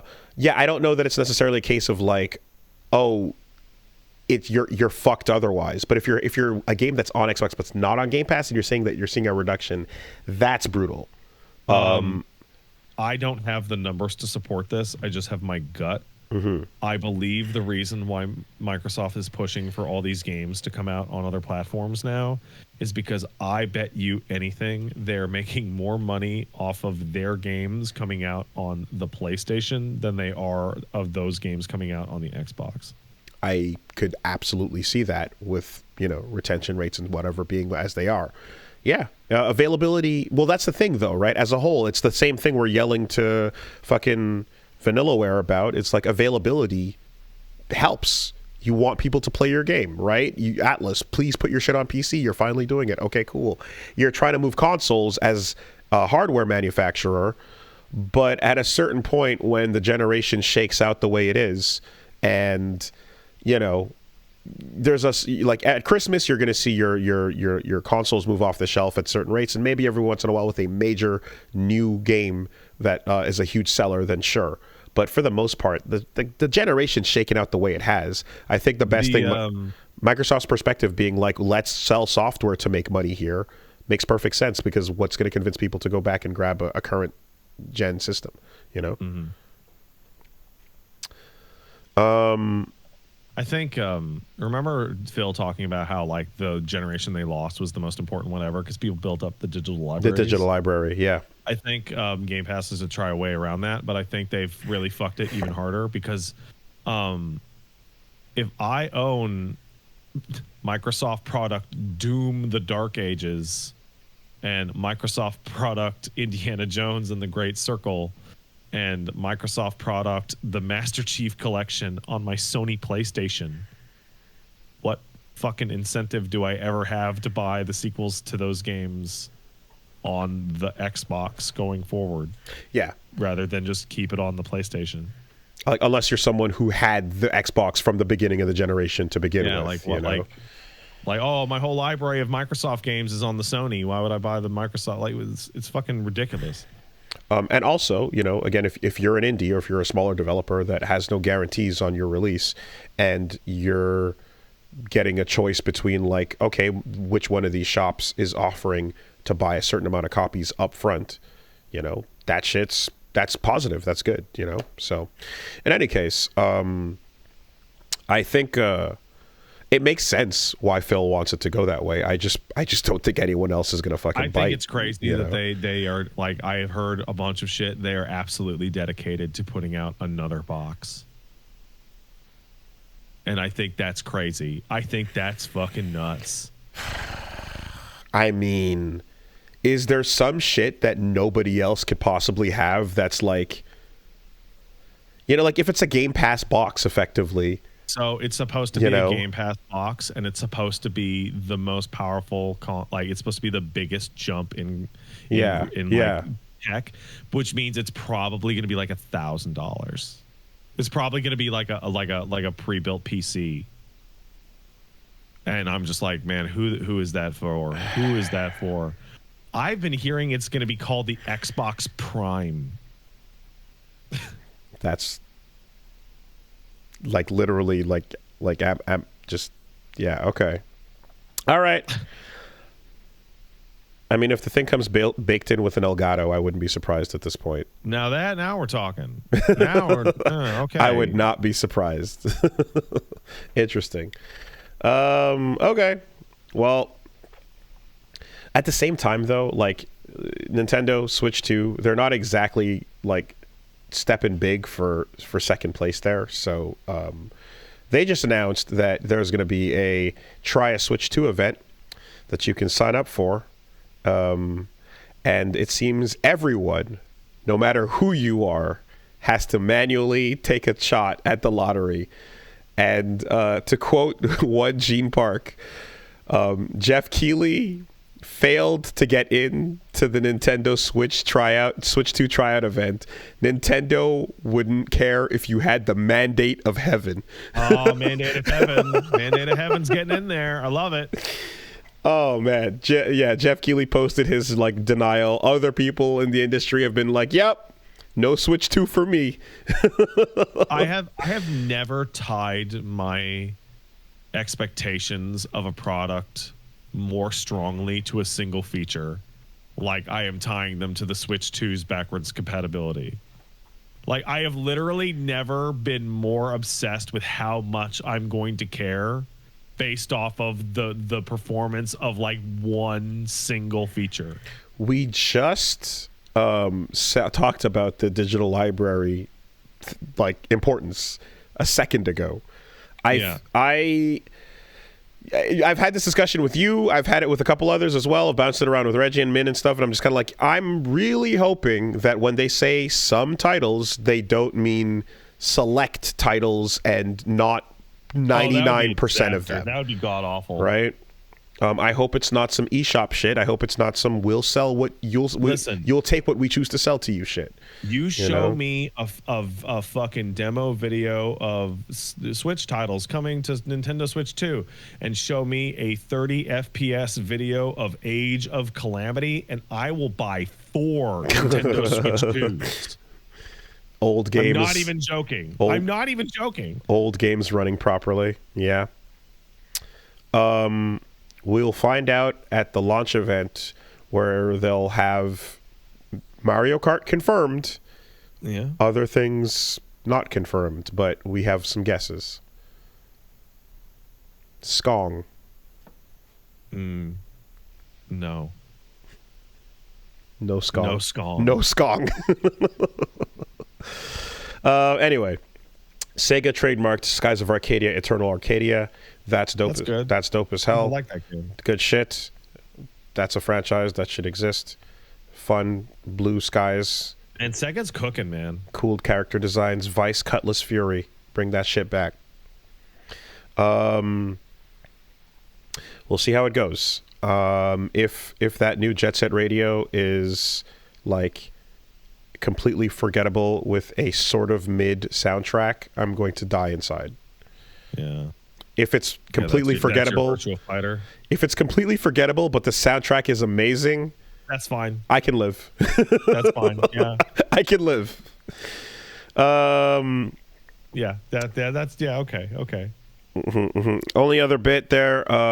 Yeah, I know that we touched on it before, but you were excited about the prospect of the Darkest Dungeon 2, not the same gameplay, but the different gameplay. That's the one you wanted. Yeah, that's coming, or it might be out right now. Yes, out right now. Kingdoms has launched, and it's a completely different style of game where you have a map that you move alongside, and there are enemies and race types that take over and can destroy different parts. You have to save a network of safe haven inns that you can go to for your resources. And overall, yeah, you're traveling and moving between these pieces that are, moving with turns and quest lines and a bunch of new factions and shit like that as well. So this is the game that they should have made. Like I said, I'm fine with the overall. We can't do this talk again. It's the same one every time. Like, it's just the cart travel. It's just the cart travel. Yeah. But either way, Kingdoms, is out, and there's a bunch of new shit as of yesterday. So go check that out. And open beta for City of the Wharves, February 20th. Right. Everybody can try it out. There'll be 8 characters. Probably the ones we've seen announced so far, minus the guests. And hey, guess what? We're going to find out a lot about City of the Wharves on February 21st when people crack that motherfucker open and data mine the absolute shit out of it. Yeah, but maybe they're doing like Marvel Rivals and putting out fake data mining info. That's great. Oh, that's great. Fake leaks. I was looking at my phone, over the weekend, catching people popping off over like, oh shit, like Rogue is coming to Rivals and she's gonna have abilities to like steal from the opponent's team, and here comes Jubilee and there's a bunch of X-Men and shit, and it's like, nah, Paste Pot Pete is not coming. Actually, it seems like there are fake leaks that they've put out so that certain people with certain access to that information, they could keep track of who would leak it. And then there's a real leak list that's based on data mine shit that we know that includes like Blade and Doom, Dr. Doom and shit like that, right? But the X-Men list that has been going around this weekend is pure bait. I love it. This is great. Smart. And you know what? Like, it's one list of like 5-6 characters or another, of which wait 5-6 months and then there will be on to the next. Like, there's going to be so many characters coming to this that it's almost like, yeah, just give it a second. Who cares? It's fine. Yeah, they'll all get in there. Everyone you could ever care about. Like, if the X-Men aren't coming now, they're coming. Like, they're it'll be wild this time next year. I feel like the pace they're going. Okay, so pushback pop up. Did I get a wrong update about this story? Did I get a wrong update that some of those are real? The last arguing I saw about that were that this list of characters, there's a dev that posted the list of characters that are confirmed fake. And that another list was confirmed real. So someone in chat says the fake leak thing was in itself fake, and the fake leaks were actually real leaks. Got it. Okay, so as of the time that we're talking and recording this podcast, it is a confusing mess of a story, and I don't know what's real or fake. Let's just wait for the thing and Fantastic Torchman. And U5, you can fight U10 over there, and then you can let me know how that pops up. But it seems like this is a confusing story right now. I don't know which is real and which is fake. You know what's really funny about streaming Marvel Rivals is that you're not paying super close attention, and then you forget the name of a Marvel character and then just ballpark it, and the new name is always really funny because it's always terrible. I couldn't remember the name of the I want to call him the Flaming Torch. Why? What's his name? What's his fucking name? I can't even think of it right now. Johnny Flamer. Yeah. He's burning hot. The Human Torch. Human Torch. Yeah. See, exactly. Yes. See, this is exactly what I mean. I spent like a good 5 minutes streaming it once, and I legitimately could not remember Iron Man's name at all, and kept getting confused and calling him Tony Man. Yeah. Yep. Nope. Great. Perfect. Say less. Anyway, keep your eyes out for that. That's fine. Let's take some letters. Oh, before we do that, the crypto, sorry, not the crypto, the AI market crashed because of China, and Nvidia is shitting their pants, which is really funny. I believe $600 billion down on the market cap is 20% of... That's Nvidia by themselves. And that's like not even all the other shitheads. I saw someone say that this is the largest loss of a company in like American market history. So like I remember talking to somebody, I was like, yeah, AI seems like a massive scam because it's all speculative investment dollars.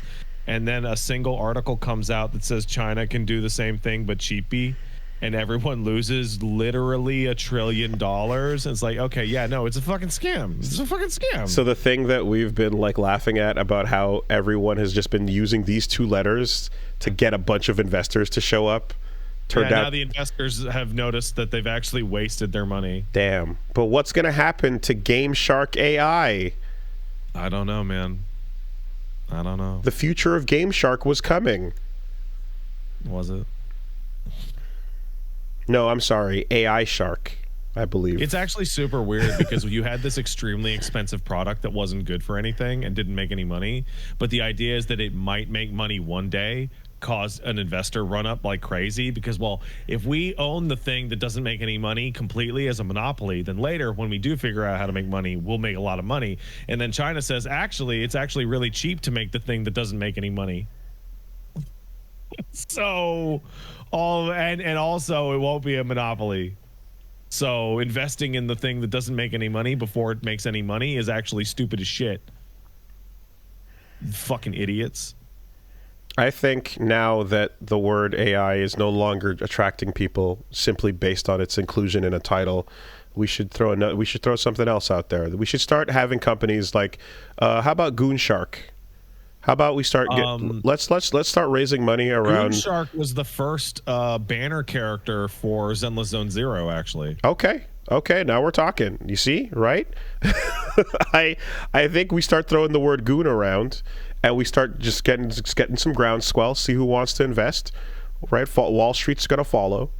Yeah, no, it just you bring it to beloved brands. You bring it to things. You know, how can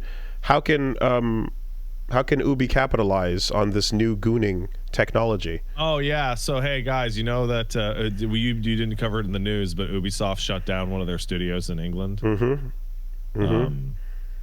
Yep. I have a sneaking suspicion that we'll be seeing more of that in the next 2 years. Could that be one of many? Sorry, my eyes are really watery because of the cold.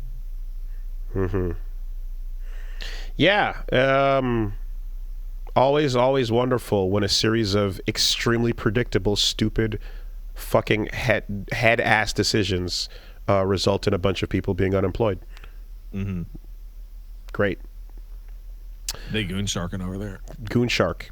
That's the way. That's the way out. Gooner's Creed. I think they may have goon sharked a little too close to the sun at Ubisoft, actually.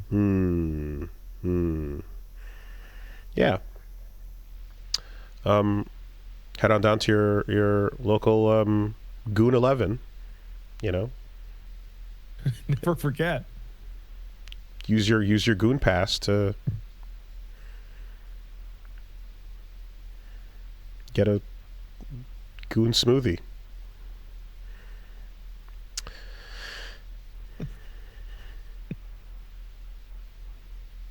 No. No. I have guided us over here, and this is where we're staying. If you you want to send in a letter, go send it. Gasofsuperbeastmail@gmail.com. We're staying over here.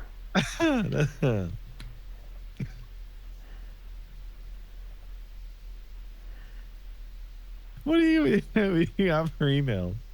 Hold on, I'm still sandbagging. All right.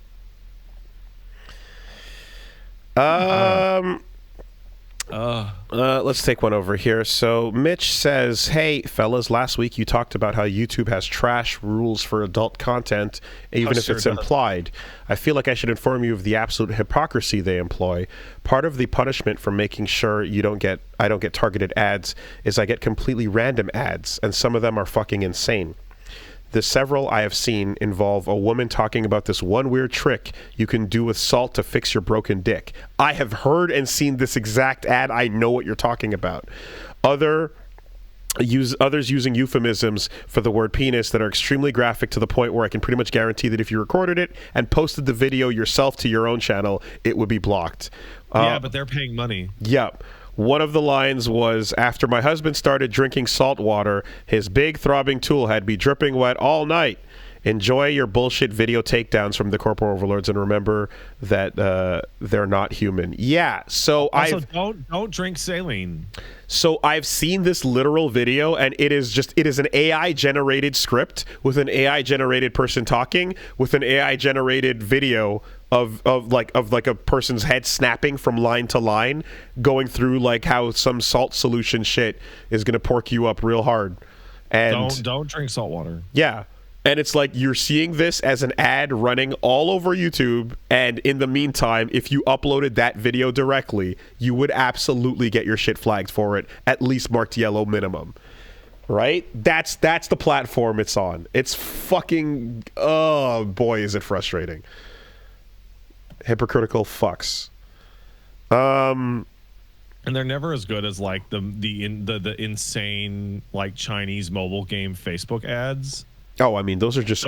Those things are legendary. They're incredible. Yeah, I mean, the ones where, like, it's suddenly like a dating sim, but of, like, the Three Kingdoms, and... Yeah. And it's like throw out into the street or impregnate are the two options. You know, and, I mean, I've gone off enough about fucking homescapes or plants, whatever, where it's like, I can't tell if this is a gardening game or a game about your dad getting crushed in this spike cage. Yes, it is. Or it's a large, realistic zombies are invading from over the hill kind of game. All right, and D says, hey, Castle and Super Beast, longtime listener, I always hear games getting praised for amazing OSTs, stories, characters, worlds, etc. I'll parrot and praise and talk about about that when speaking to others. But when I actually play a game, I end up not appreciating any of it. I do have decent media literacy. It just never becomes something I exercise in games. My interest is single-minded, and it feels almost hypocritical to speak positively of games like, say, Disco Elysium. If I ever play it, I've owned it for years. All I ever end up wanting to do in games is make a build and have combat, especially crunchy CRPGs type builds. If there's no build and no combat, no play. I've played games like Pathfinder, Baldur's Gate 3, New Vegas, Pillars, etc., and to make my build and fight things with it. The story is enjoyable fluff that happens in the process of exercising my build. When my build is complete, I race to finish the game before I get bored or drop it. I'll spoil a lot of the game's story or mechanics while figuring out the potential gear, skills, party members I can use for the build, how to get them, and it doesn't really bother me to do so. Then I'll say, that game had an amazing story when I beat it. No punchline, just wanted to share that because it's probably weird.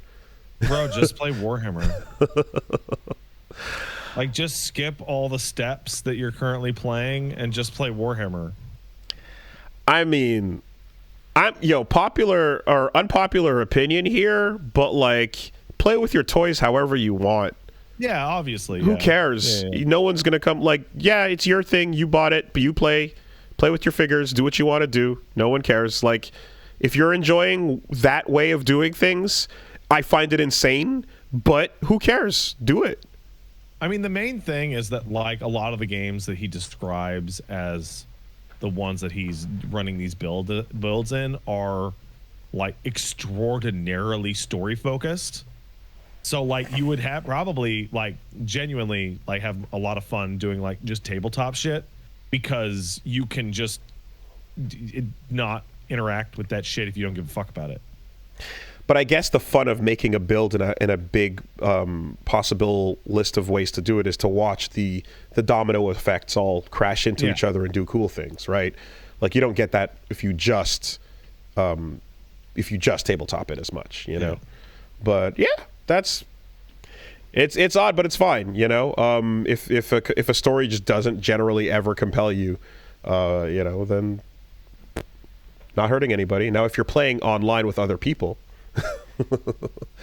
You know, well, that's another case. Well, actually, you're probably better at being an online partner with people because it depends. You're exclusively focused on the synergy and like build compatibility. So if anything, there's a genre of MMO player that plays MMOs and will do like all the end game content, and then you'll talk to them and discover they don't know literally a single detail about the game setting at all. Yeah. It's totally baffling. Yeah. It's super fucking weird, but I mean that's up to them. Well, this reminds me a lot of when Street Fighter 4 dropped, and it was like I remember a lot of there's arcade dudes that were just kind of like, wait, so like Goken, like, isn't Akuma Ryu's dad? Like, sorry, like, what, you know? Like, there's just a whole lot of, like, what there? You know, and you're like, I don't know. These are the games I popped quarters in, and then I did fucking Psycho Crushers. I don't know or give a fuck